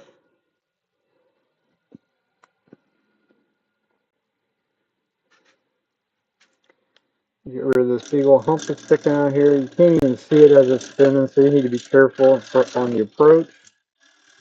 Once you know where it's at, then you can kind of see it along a little bit.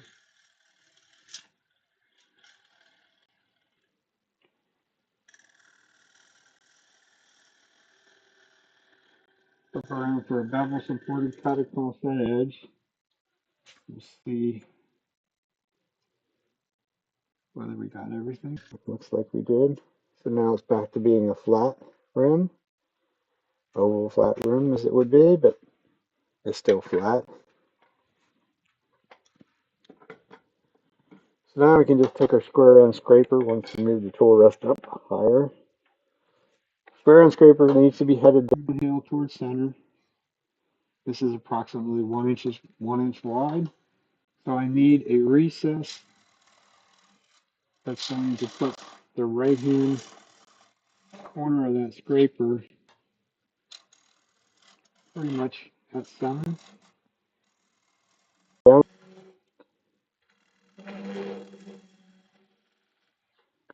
Get out into our recess. Nice clean corner in there. About 1/8 of an inch deep. Doesn't need to be super deep. Big old crack on the inside there. Lots of little, same as before. Lots of little cracks on the outside. Just one that comes the whole way through, maybe two. That's the one and the same. Goes the whole way through, up and down. This is one that could possibly split in half. It's a shame these aren't. It's a shame these bowls aren't big enough, because you could just actually finish turning one of these and cut this bowl in half this way, maybe, or cut it with the grain and have two halves. Whoops. I want that side, I want this side.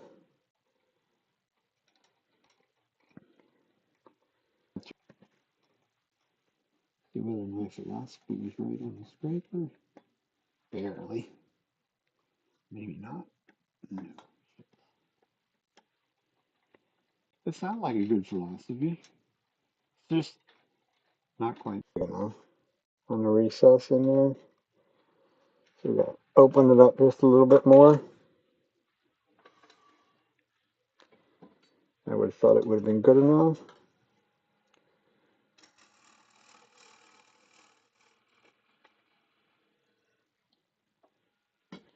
And if we wanted it to be dovetailed in there, we can always grab our skew, sneak our skew in there into that corner, and that would give it a dovetail, which is what I did.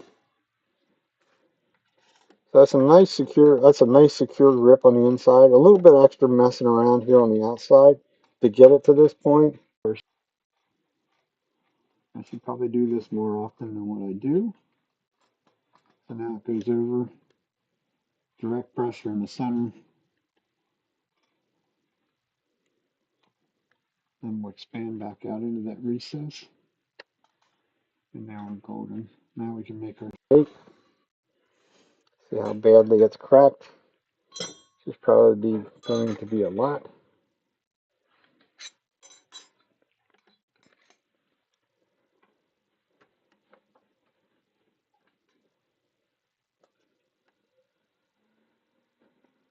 It's definitely quite egg-shaped.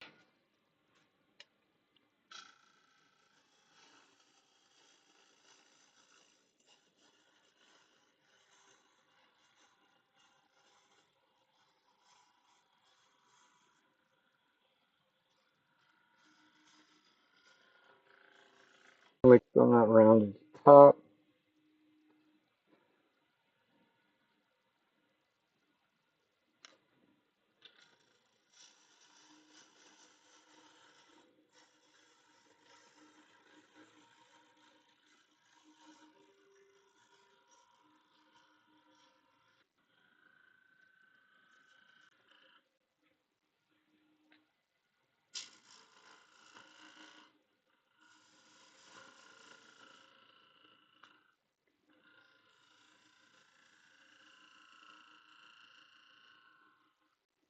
Getting a little chatter out of it at the top. Good indication the cracks are there, so they're probably, that's a lightweight crack there. A little heavier, a little heavier. They're still there. When you look at the face, you can see the dark streak, dark streak, dark streak, dark streak. They're all cracks. One comes across there. Other end has just looks like just two. They're very, it gets deeper down there a little bit. I think we're going to keep cutting on this one. This one has the least amount of them of any of them.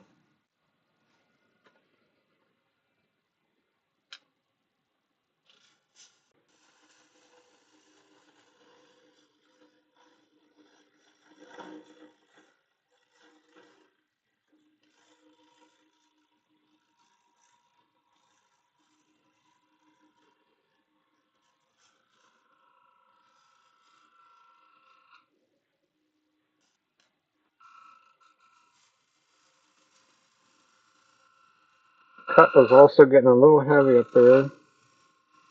Also, not a ton of support out there. That's why it's sort of talking to you a little bit, talking to me a little bit. Also could be pressing a little bit too hard. One big one, two big ones. Once again, a whole bunch of little ones. We're also down to approximately a half an inch of wall thickness right there.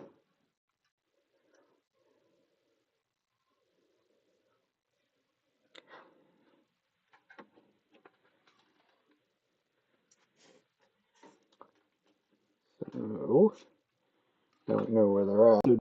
We knew the one big one came the whole way through. That one came the whole way through at the top. This end is just a bunch of, still just a bunch of small ones.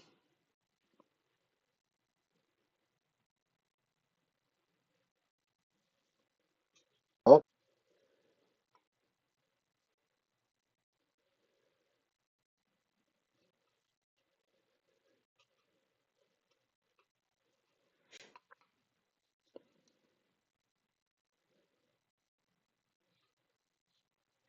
and it's very egg-shaped on the inside. You see, there's where it wanted. There's why it was wanted to make noises because of out there.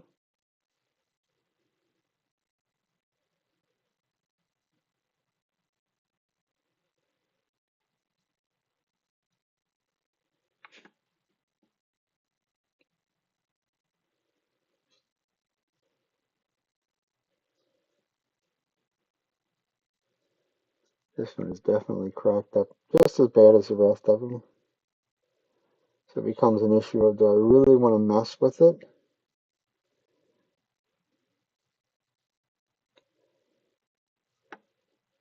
This one definitely has the potential to crack in half. Probably, and really another unhelpful thing is this is a recess, so it's pushing outward. This crack is probably bigger than when I started.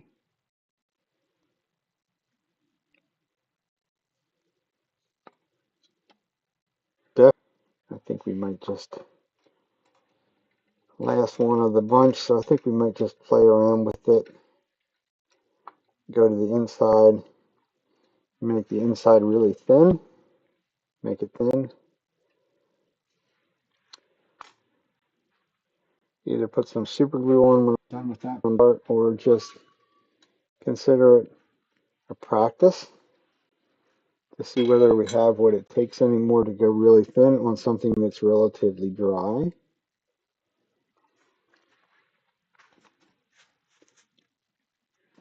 I would assume a lot of those cracks are going to come through.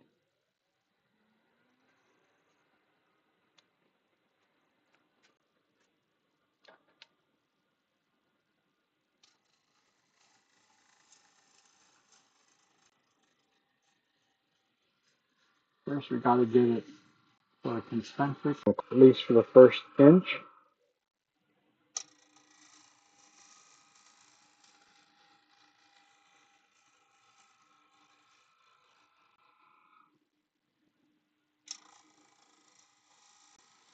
Because I still need support in there. The base, even though it's already been hollowed, there's still support behind there. As you notice, it wasn't making any noise at all for me, and we're down to about 1/4 of an inch thick. Also, the cracks are coming right straight through the 1/4 of an inch, which is kind of what I thought they would do.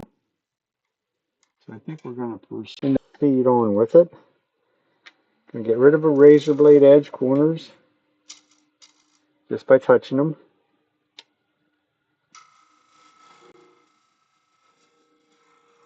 There's a little more out around in there.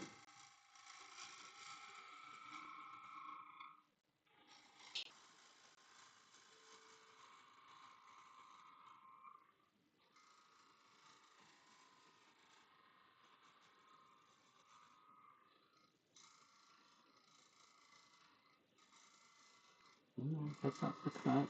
Thank you.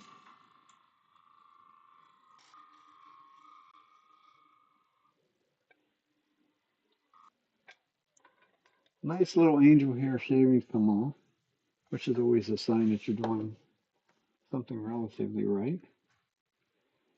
All the cracks are showing up the whole way through. Really some. Definitely down in here they are. Pretty consistent wall thickness wise. Holly sands really nicely, so I do have some ripples, but they'll sand out easy enough.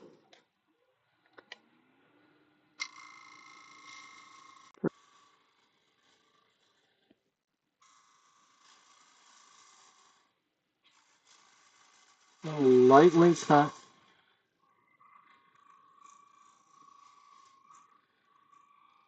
Because if I put pressure, and watch what my left hand's doing, because if I put any pressure towards the wall, it wants to squeal and carry on. So if we stay away from that part, we can make a nice clean cut. Not a good idea to reach in there on something like that, something like this that's spinning, because we know there's cracks in there. Those cracks could very easily slice your fingers. Big crack all the way through there. Looks like that's the only two that actually came the whole way through, which is surprising. That one's through.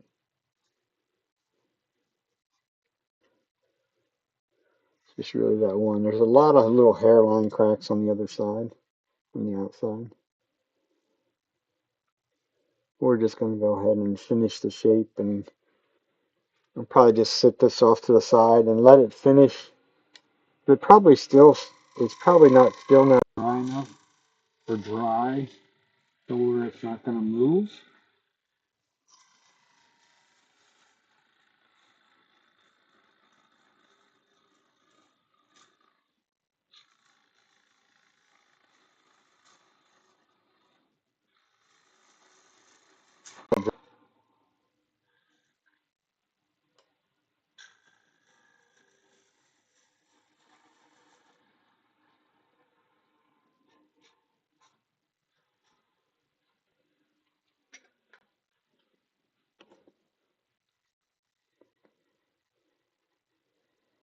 Don't have a very good curve right there.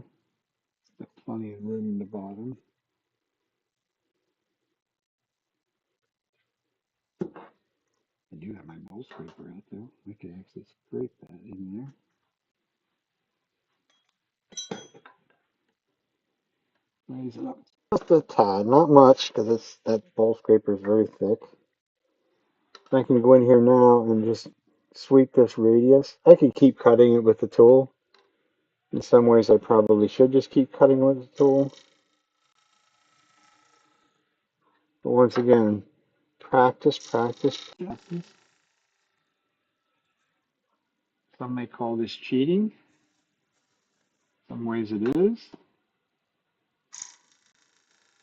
But it doesn't necessarily matter how you get to the end result, as long as you get the end result that you want.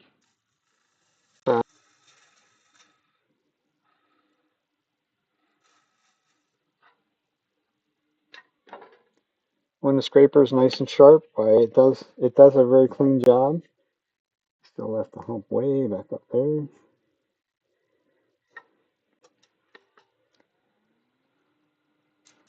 Just has to be pitched downward a little bit.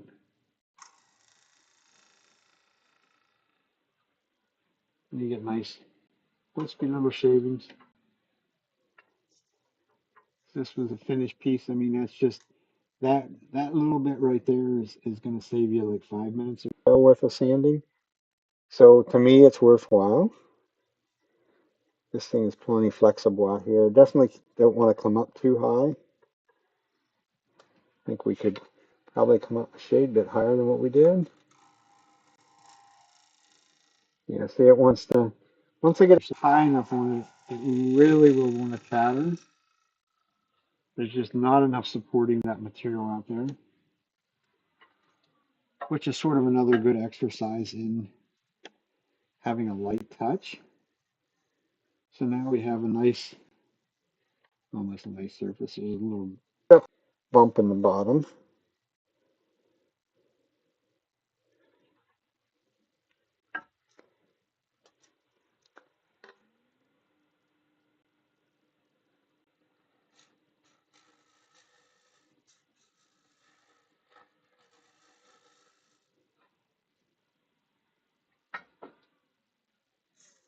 Probably just moved the bump out further, which it pretty much did.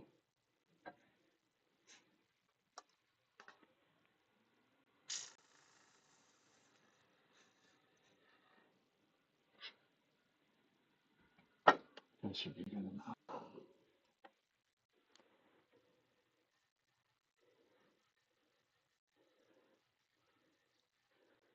The other thing that one could do with something like this as well, you could use the epoxy on it. You probably something along these lines would almost be tempting if I have a bowl of the right size would be to actually put some of the deep pour epoxy, maybe even like fill up this whole inside cavity. And it would soak through them cracks. Probably not worth the time and effort there either.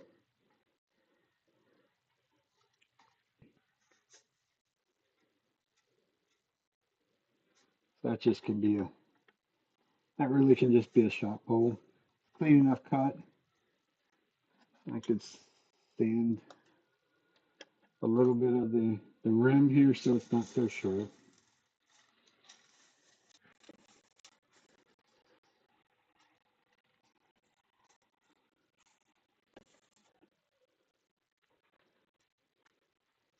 The rest of it is just, to me, they're just not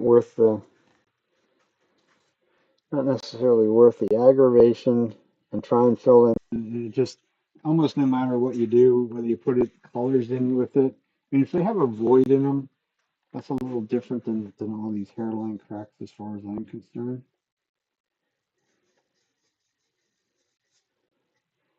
But we might as well. I think we'll just up and take the. We're going to leave it as a shop bowl, and I could just be weird, even though we haven't sanded it.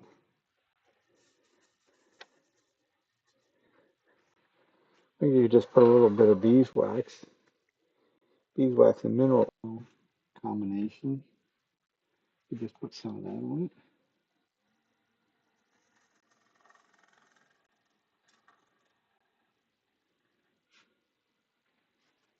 Sort of just because. I'll fold my paper towel up nice and full because of those cracks. We'll get this to melt right in. It'd be better if I had my light down low so I could see in there. Left a bunch of beeswax behind, of course.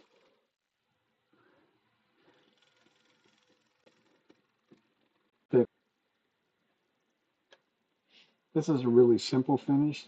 This is actually the finish I use for my classes that I teach. Because it's a 3.5 hour class, so we don't have time to wait on finish to dry. So this is what I use for those. You put it on a piece of darker wood, like what we use at the class is cherry. It'll actually make the color pop pretty good. Just gives it a nice silky smooth finish. Very quick and easy. If it's properly, even remotely properly sanded at that point, it actually gives it a really nice, sort of a nice shine to it. Okay, which one will fit? The big one fit. Yes.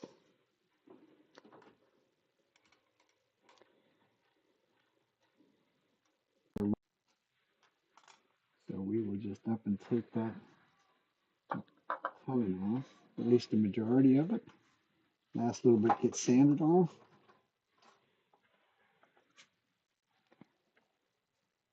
Is there other ways to do this? Absolutely. This was a finished piece. It would actually go on a vacuum chuck. Sort of the same principle in a lot of ways. Probably should have checked the depth of the bottom of it, because here's where you make funnels. But we're going to assume that we got it right.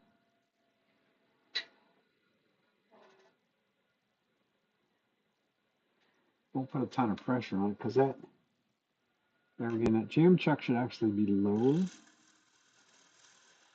on the inside than what it is. But it's probably exerting a fairly good amount of pressure towards the outside.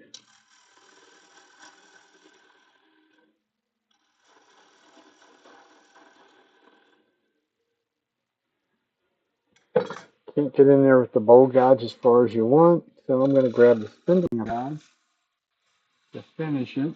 I did grab my little spindle gouge. Pretty much any little spindle gouge would work. Before we go any further than that, I'm going to sand this little short edge off here.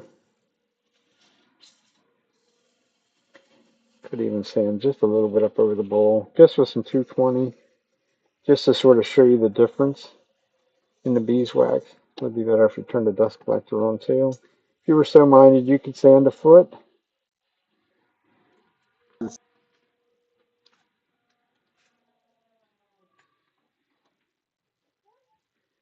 you wanted to be a little stylish, you take the point of the skew, go in there and put two little lines. Just show somebody that you cared enough to actually finish off the bottom as best as you possibly can.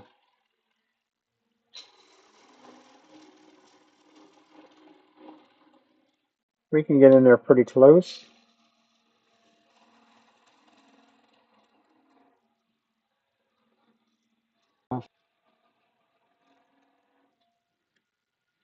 There's the other thing we should also check to make sure that the center is lower than the outside rim, if it is.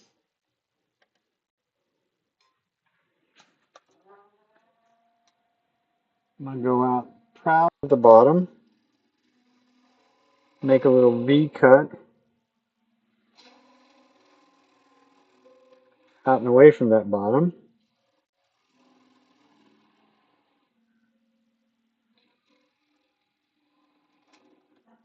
Far enough. Not really other than what I needed to. Grab my little Japanese saw. We'll saw that off. Sand that little bit off the bottom, and we'll be done. Oh, no. Don't do that. Not yet. Can put the beeswax on the outside. This could be a bit of a challenge. Don't push too hard on it. Nice thicky layer of beeswax on it.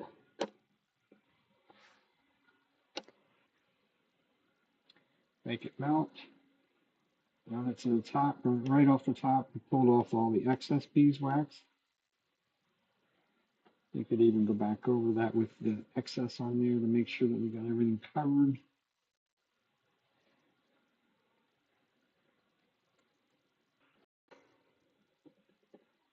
And then we'll wipe off the excess.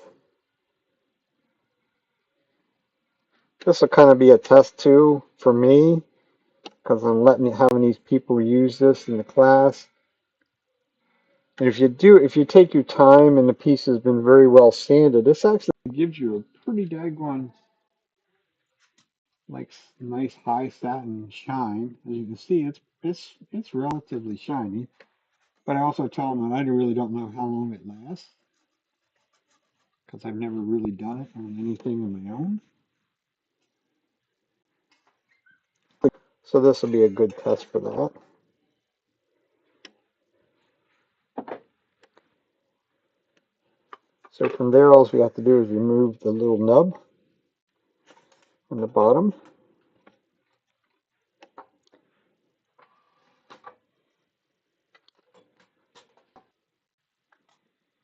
Which is nothing more than a little simple 2-inch sanding disc. You put in there, it's on a drill chuck. Sand that little bit off the bottom. And we'll call it a day.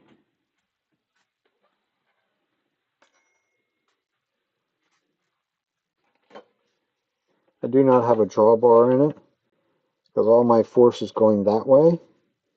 So it has never tried to walk out of there.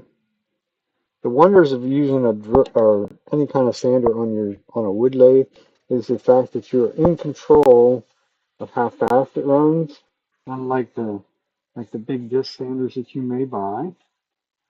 I always thought I'd want one, but when I got into turning, like I have a 12-inch disc sander for on here, and I can run it at 900 RPMs, 1000 RPMs, not the 1700 or 1725 or whatever it is that the factory made ones are going to run on. Which means my sandpaper lasts a very long time versus theirs no time at all, because it generates heat. So that's the bottom. Little shop bowl. Always need plenty of them. Like I said, it's just not worth all the cracks. You run your finger over it, you feel every one of them. There's 1, 2, 3, 4, 5 on that side, that end. 1, 2 on that end. A couple of them actually go the whole way through. Probably if you were really forceful enough, you could probably almost snap this in half, because that's where the cracks are going.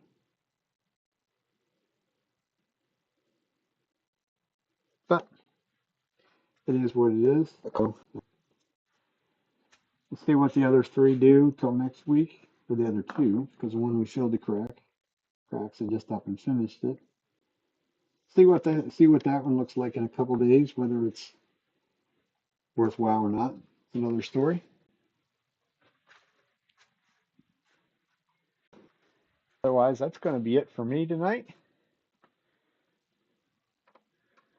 I have some pepper mills to make this week and some other shop work to do. But we will be back next Sunday around 6 p.m. If you're interested. If you're watching on YouTube and you have to hit that cute little button that says subscribe, that would be a lovely thing for you to do. If you enjoyed what you're watching, I try and do something different each week. Although I do a lot of bowl work, so there's a fair amount of my work that'll be kind of repeat from week to week. But you subscribe or whatever, you can send me a message and say, hey, I'm having trouble with this, or I want to see you do this or that. Send me a message, and that's what we'll try and do. Until next week, well, y'all have a good week and a happy Thanksgiving, of course. Till next time, see you later.